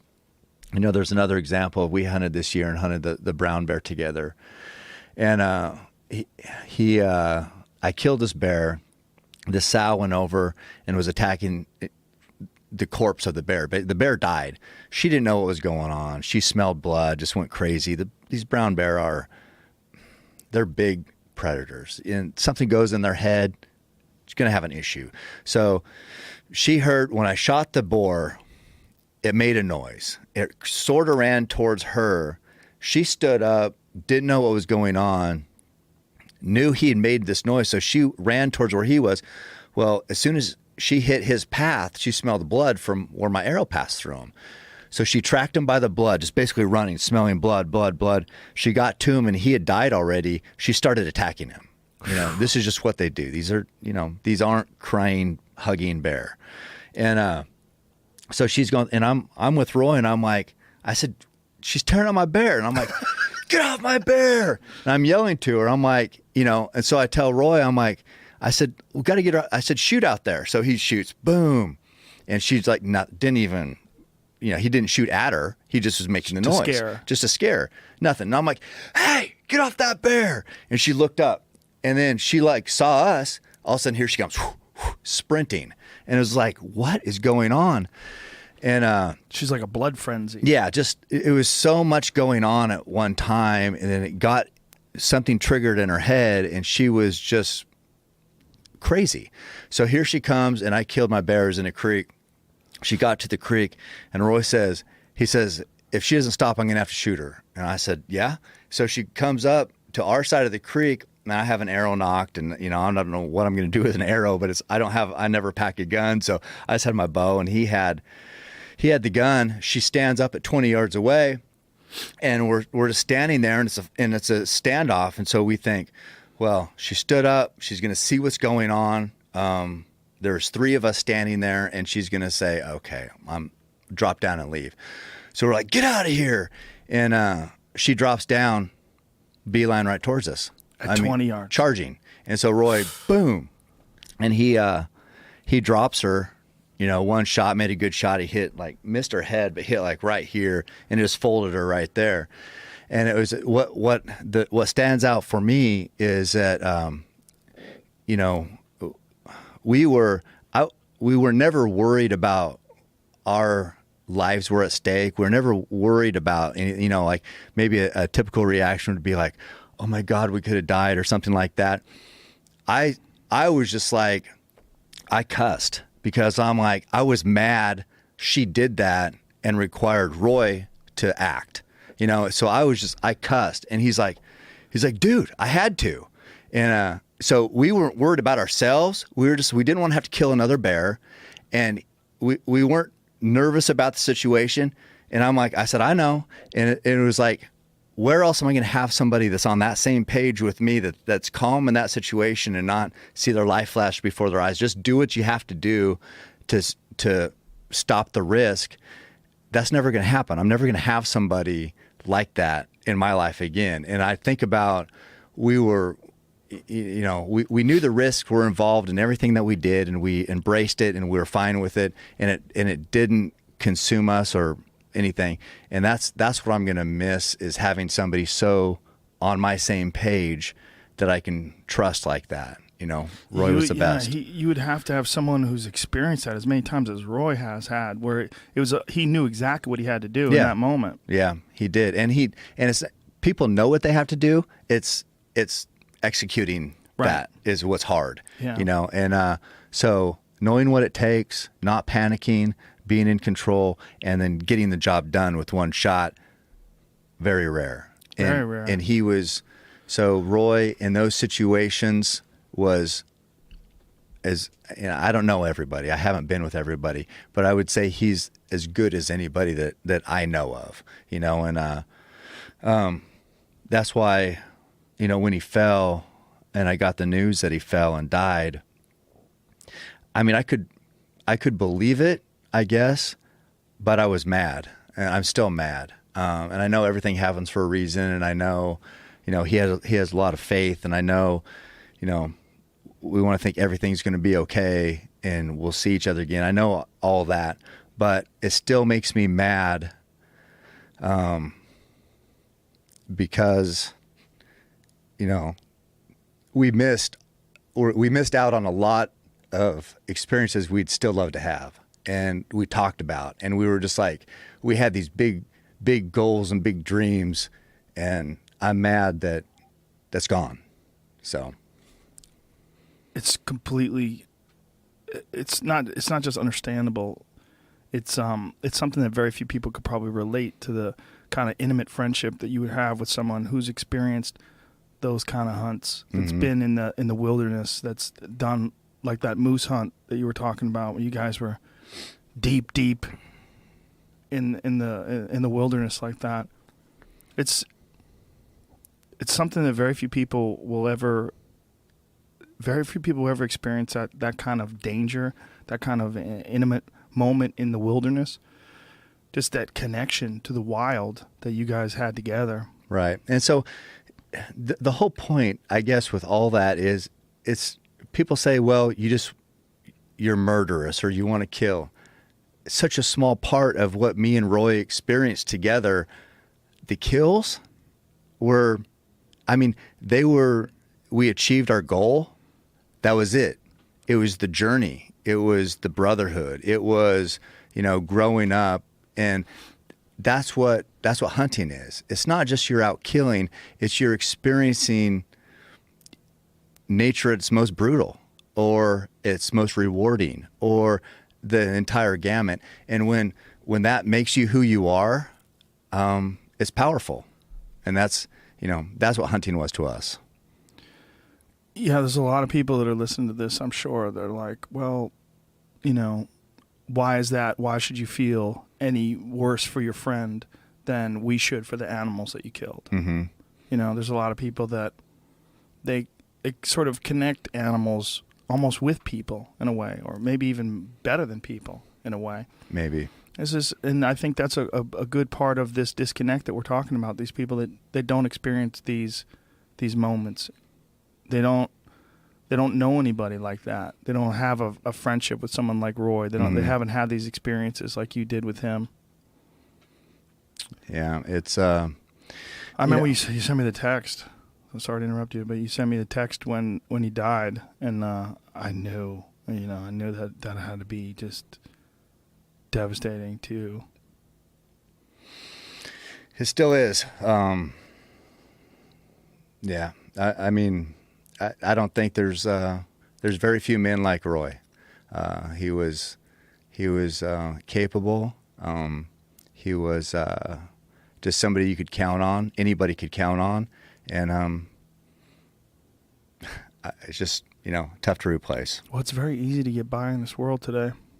It's very easy to get Oh. by without being that kind of a person. No. It's very difficult to become that kind of a person, to always make the right decisions, to always push ahead, to always show character, to always be someone that you can count on. It's hard. It's society today is too easy, I believe, and so that's why I think that's kind of the draw for me to pushing myself the way I do, physically, mentally.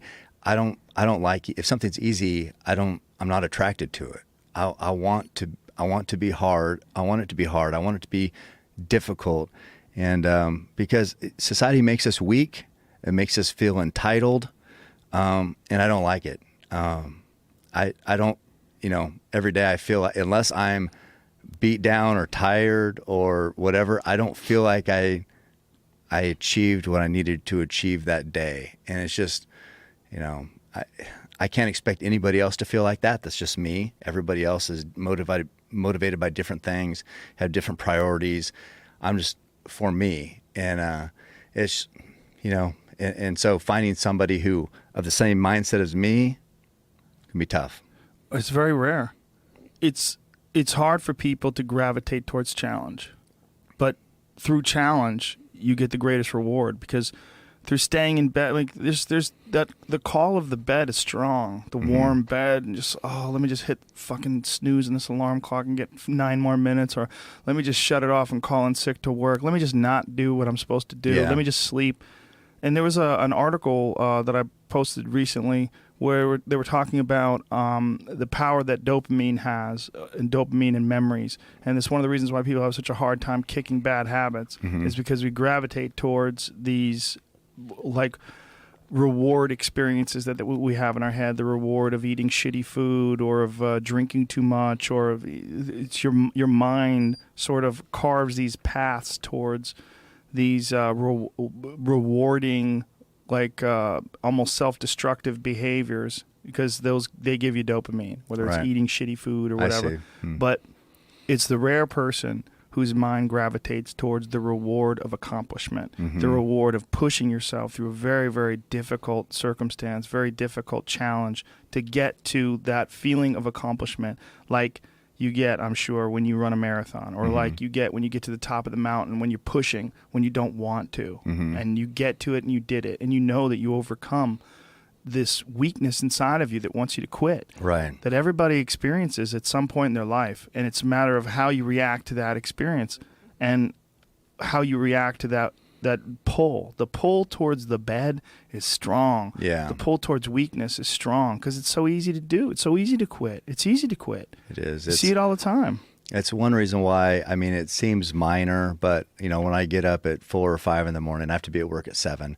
But when I get up early to do my fasted cardio runs, and I'm out, and so I have no fuel, I'm out there, there's nobody out at 4 or 5 in the morning, and I'm running through the neighborhoods by my house. All the lights are off. I just envision people in there comfortable sleeping. And I feel like, I feel the best then when it's like when I run the mountain when it's sunny, I don't feel as good as when I run it when it's pouring rain, because it's easy to go out and do it when it's sunny. If I run, on a weekend in the middle of the day, lots of people out there, I don't feel that accomplished. When I do it at 4 or 5 in the morning when nobody's out there, and it's just like that in my head, and my head might not be normal, but I just love, and people always say, all that running, you're going to be in a wheelchair by the time you're 60. And I'm like, who's guaranteed to live to 60? I mean, I might die tomorrow. Yeah. So what am I supposed to do? Save myself for what? I want to, know that I gave all I have every day, because tomorrow's not guaranteed. So, I mean, I just don't get, I have a hard time with that mindset of the moderation mindset. Those people that are saying that, they're peering through the curtains while you're running by their house. I think they're asleep. He's gonna wind up in a wheelchair, not me. I'm here farting. Yeah, I don't know. I mean, it's so some people criticize, and maybe I will be on a wheelchair, but I'll know that I lived as hard as I could live and pushed as hard as I could when I could do it. I'm not going to regret it. Yeah, the people that try to knock someone down for working hard and overcoming extreme obstacles, what they're doing is they're responding to their own insecurity. I mean, there's logical things.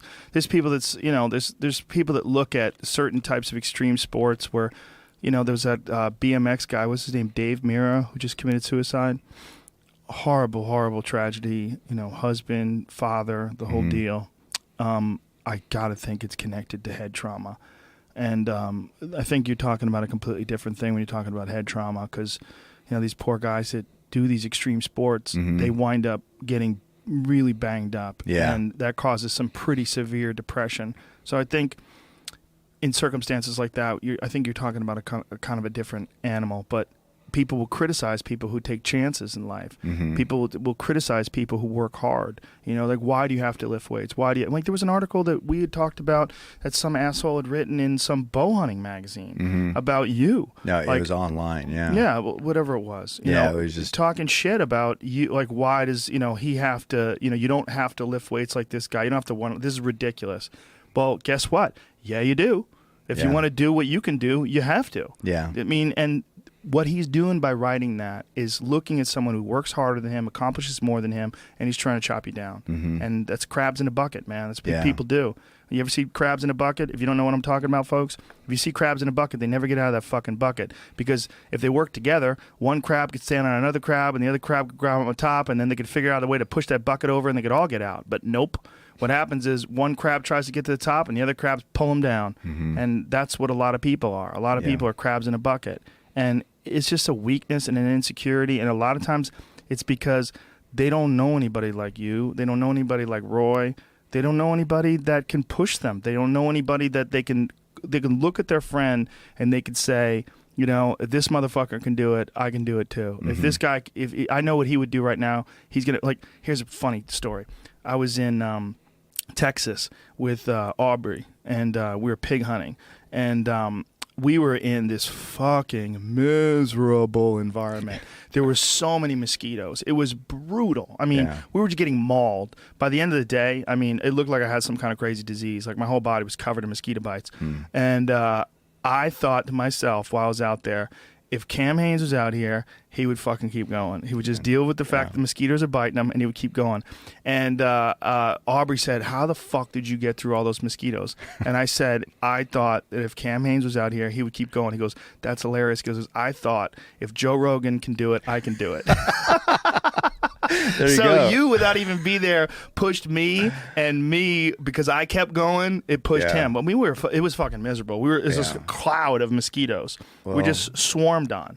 Well, I mean, it is a funny story, but I do in some way feel responsibility to the people that follow me or look up to me to not give up. I know people look to me for inspiration, and, and it helps. It's like when I don't feel like doing something, I think about all the people who expect me to. And I mean, I have a huge drive to do it myself, but it's just like sometimes those little things, and thinking about, this story with you, or people who have lost 100 pounds, thinking about, the work I put in. It's like all those things have made me who I am. So it's not like I might think about specific stories, but I think about all the people who have been such a positive they've made such a positive impact on me, because I guess I haven't on them, so in return, and it makes me, it's like the Bigfoot 200 that I'm doing. If I'm just on my own and nobody knows who I am, I'm not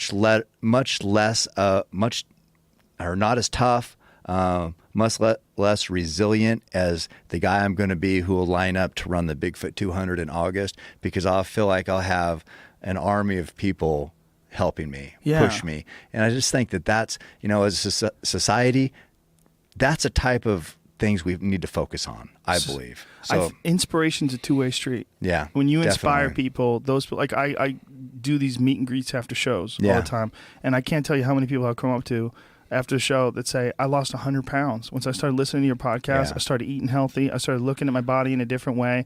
And I realizing like I would be happier if I took care of myself. And then I'm happier when I do force myself to exercise. Right. And now I do it every day, and I'm drinking kale shakes, and I'm eating healthy foods, and I stopped drinking and all this.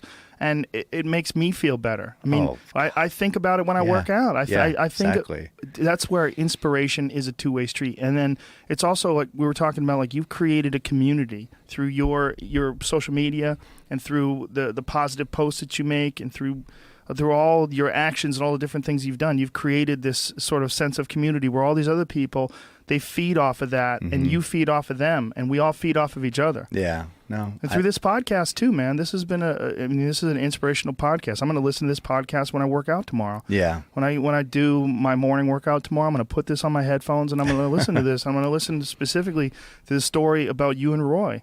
Yeah. And that, people want to be that kind of person, People don't want to be a lazy fuck who criticizes people for no reason. They don't want to be that guy that's weak and that talks shit about someone when they're not there because they feel bad that person is out there working out. Like, you don't have to do what Cam Hanes is doing. Yeah. Like, shut the fuck up. You know what you're doing, bitch. You know what you're doing when you're doing that. While you're doing it, you know what you're doing. While you're making those, there's a little sneaky voice in the back of your head, unless you're completely obtuse, unless you're completely oblivious to the way you interact and interface with the world. You know what you're doing when you're saying those things. You're trying to chop someone down because they make you feel weak.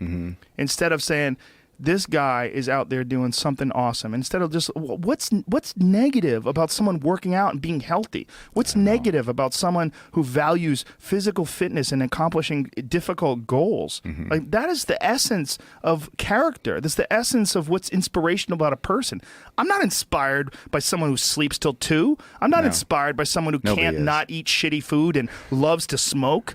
I'm inspired by discipline. Discipline. I love discipline, and you talked about The Rock, guys like The Rock, and so that's and The Rock is out to 40 million. You get out to how many will listen to this podcast? I mean, I don't know, but it'd be more than 1 million for sure. Millions. So I mean, and over the course of how many years this is out there in the world, right? So I'm inspired by you, The Rock, and so in my own little bow hunting world, I just try to live up to that, and I guess what I want to thank you for giving me this platform and giving me access to all you've created here, because, as we've talked about, that's what feels good, to reach people, inspire people. And maybe they'll be inspired, maybe even a little by the heartbreak of losing a good buddy, maybe to be a better friend, or maybe to be somebody who, I don't know, that integral part of somebody else's life. Maybe that'll inspire them. Maybe the workout part, who knows? Maybe to be a better, I don't know, more understanding to the vegans and be able to explain it better. There's so much you can take from this podcast, and without you giving me this microphone, it would never happen. So I want to thank you, and I'm so grateful. I'm so happy I've met you, and we've created this friendship. I couldn't be more happy myself. And again, that inspiration is a two-way street. This podcast doesn't exist if it's not for other people. I mean, all I am is like an antenna or something, just broadcasting my thoughts and other people's thoughts too. And without a guy like you to introduce me to something like bow hunting, I would have no idea. I would have gone to my grave without having any idea how rewarding it is to go and get my own meat through archery in the woods, how difficult it is to pursue such an incredibly demanding discipline. Right. And what that's about. And for you being inspirational and for you creating those videos, you reached me and you touched me with your positivity and with your inspiration and with your dedication and focus. And I live for that, man. I live for inspiration. That's my fuel. I love it. I love inspiring people. I love people that are inspiring me, and I love inspiring other people. I love inspiration. I think it's one of the most powerful aspects about our newfound ability to communicate with each other. Right. Social media. So you can be a negative anchor, or you can inspire. So maybe that's the message of the podcast today. Is get out there, like I say, make a positive difference. Yes. That's it. And we can all do it. It doesn't have to be big. It doesn't have to be to 40 million or 10 million or 1 million. It can be to one guy. Yes. Make a positive difference. We can all do it. And we can all do it in our own way. And it's the better way to live. It's the better way to live. This world that we're living in right now is essentially a global community that's coming to awaken. It's aware of itself now in a way that's never been before. We can communicate with each other. Like, there's this strange new time where you could seek out shit that pisses you off. You could just fucking spend all day on Kanye West's Instagram page and get angry. You could just scour through all the worst aspects of all sorts of different people, or you can choose to be inspired. You can choose to live your life in a powerful and dedicated way. But there's only one way to do that. It's through action. Yeah. It's a choice. Yeah, it is a choice, man. But it's a good choice. It's a great choice to make. Well, through that choice, you enrich yourself and you enrich the other people that you come in contact with. And then we're stronger as a society. And for sure. No, we're not perfect people, folks. No. We all fuck up. We all get mad when we shouldn't get mad. We all falter. And through those lessons of failure, sometimes the disappointment you have in yourself when you come up short is the fuel you need to make sure you never come up short that way again. And maybe you'll come up short in another way next week. Well, that fucking thing's never going to happen again either. And you got to find a way. It's a process, yeah. It is a process. And that's one of the things that I really try to drill into people's heads. They go, how have you done so many things? I've done so many things because I've sucked at all of them. Yeah. Everything I've ever tried, I sucked at in the beginning. Everything. Right. You fail, and then you learn how to not fail. Right. And how do you do that? Well, you take goddamn chances. That's how you start bow hunting at 45. You got to fucking take chances. And if you don't take chances, if you stay within your comfort zone, man, that's not a fun life. No. It's not it's a cushiony life. Yeah. I mean, it's probably a little safer. It's insulated. And that's what I'd always respected about you is when you started bow hunting and it's because I know firsthand how difficult it is. So you've been successful in so many different arenas, right? And you're Joe Rogan. All of a sudden, Joe Rogan is a new bow hunter who doesn't know shit about anything. And it's like, for you to say, I'm okay with that, that's a big deal. Most people who have been so successful don't want to be starting out on ground zero again. So, I mean, for you to do that and then become so just disciplined and enamored with the discipline of bow hunting has been awesome. And I love it. I love doing things I suck at. Most people don't. That's why I like yoga, man. I mean, it's why, like, when we were working out today, you have that same sort of approach to, like, I was showing you all these crazy new exercises, and you were gravitating towards the ones you weren't good at. Oh, yeah. Yeah. I mean, I mean, I love pushing myself. It's like when I work out with new people, I love exposing them to, I said, okay, this workout doesn't start until you're miserable. And then once you're miserable, then it counts because everybody can do it when it's easy. Right. Okay, now you can't do it. Now we start. Yeah. And it's just like, I had a good, I just like exposing people, what I always say, and other people have said it too. I had to invent this, but being comfortable from being uncomfortable. And that's just getting in that moment where, okay, now I'm here. Now I want to start gaining, and that's the journey. That anything that has a big reward is going to require that. Well, that's the essence of jiu-jitsu. The essence of jiu-jitsu is being comfortable while you're uncomfortable, because everybody gets tapped. Yeah. There's no way to get good at jiu-jitsu unless you get mauled by another person. Is the only way. And for me, I started jiu-jitsu as, a former Taekwondo champion who had spent my whole life, I was successful at striking. My whole life I had done, different forms of striking competitions. And then all of a sudden I'm doing jiu-jitsu and getting fucking crushed by people who are my size or smaller, and they're just beating the piss out of me. Yeah. Like I'm a rag doll, like I'm a grappling dummy. And for me, I had to realize, first of all, I had to address the fact that I was nowhere near as competent in self-defense as I thought I was. Like as soon as these guys got a hold of me, they were just strangling me. I was like, okay.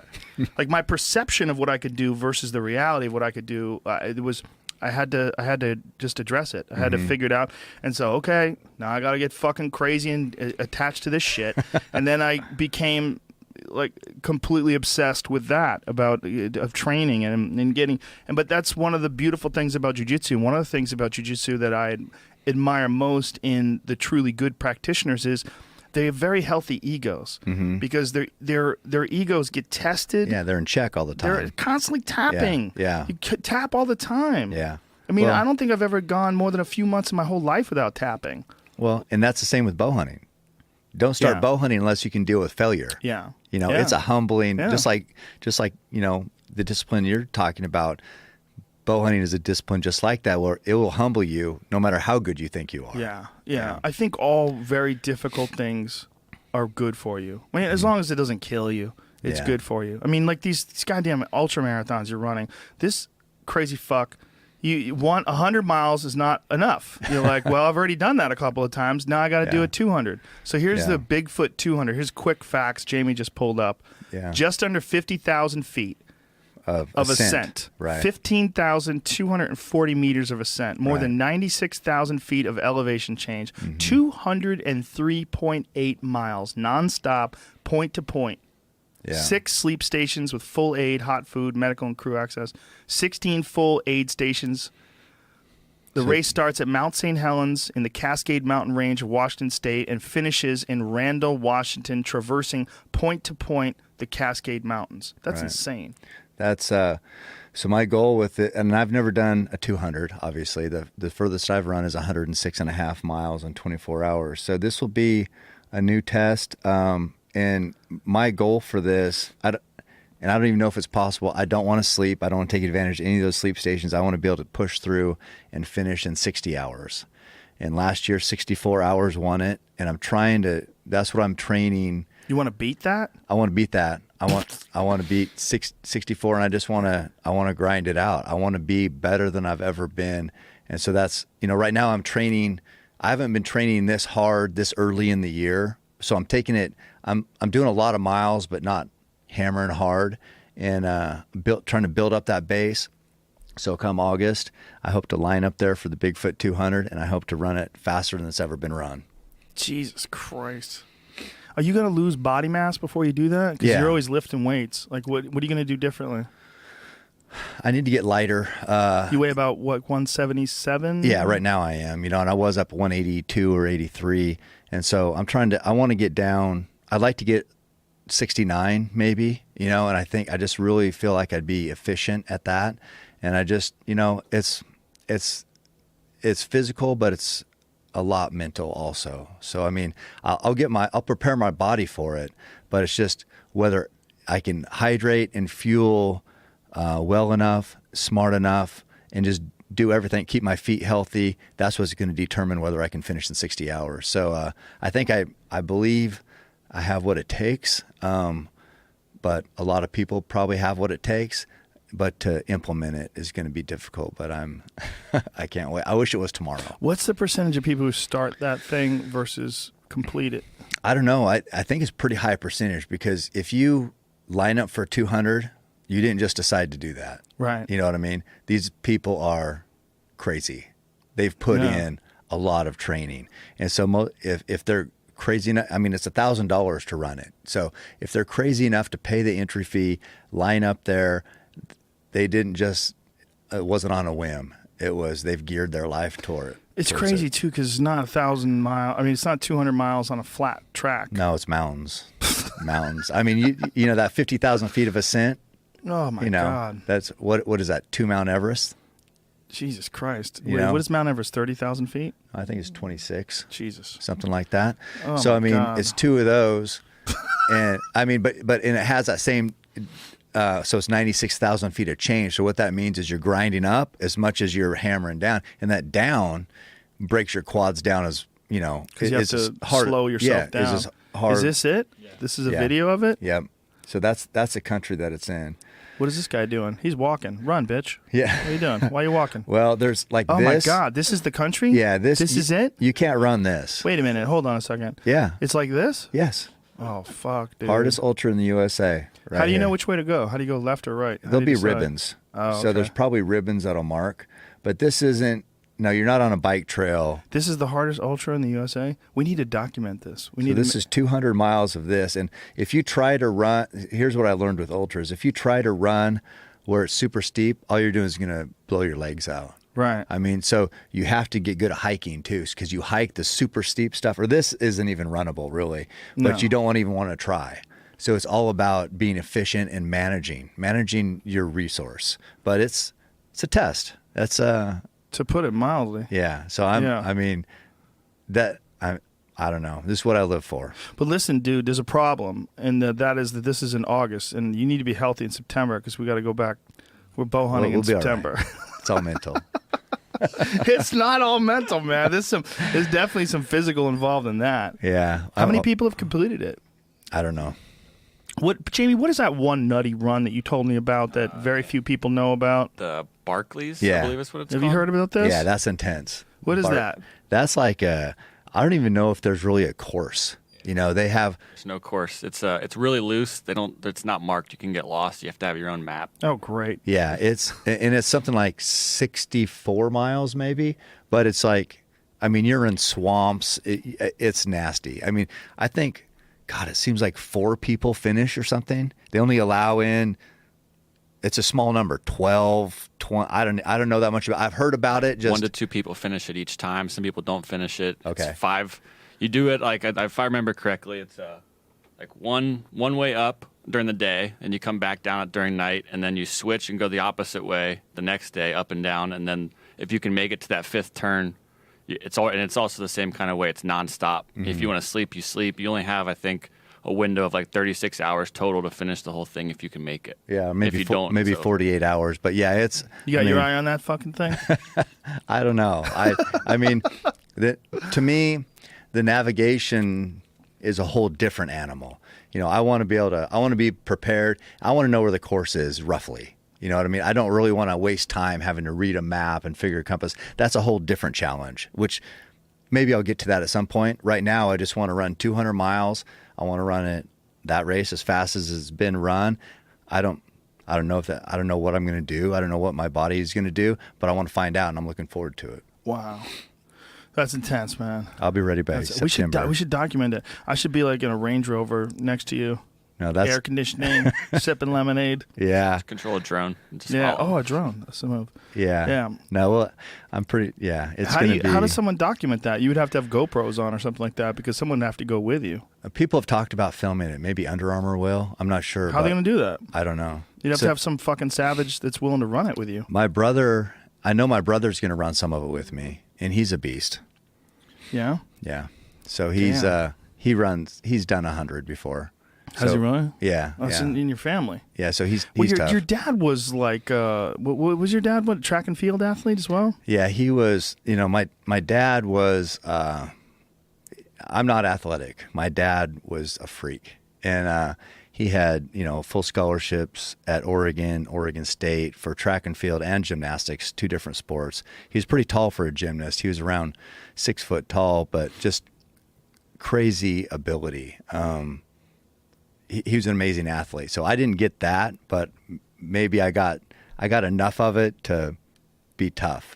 Yeah, but see, when people say that, like, well, what have you attempted to do that's athletic where you failed at? Like people that say, oh, I'm not a really good athlete. Like, what is a really good athlete? It's someone who practices the techniques of whatever sport they're trying to do and gets really good at it. Yeah. I mean, you're really good at running and you're really good at bow hunting. Bow hunting is absolutely athletic. Right. Well, it's like if golf is a fucking sport, what's bow hunting? I mean, is a problem with calling hunting a sport? A lot of people have, because I think it's best described as a discipline. Right. Because I don't like to think of it as something that you score points. Yeah, me neither. I don't. It's too trivial. No. It's too much of life.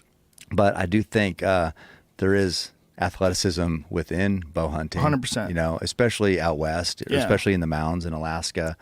So yeah, I mean, when people think athlete, they think the sports, track and field, football, basketball, things like that. So I mean, I didn't get that elite athleticism in those sports as my dad did. I mean, I think he had the ability to make the Olympics, but life happened. I was born, this or that. So he was a freak in what you might call normal athletic events.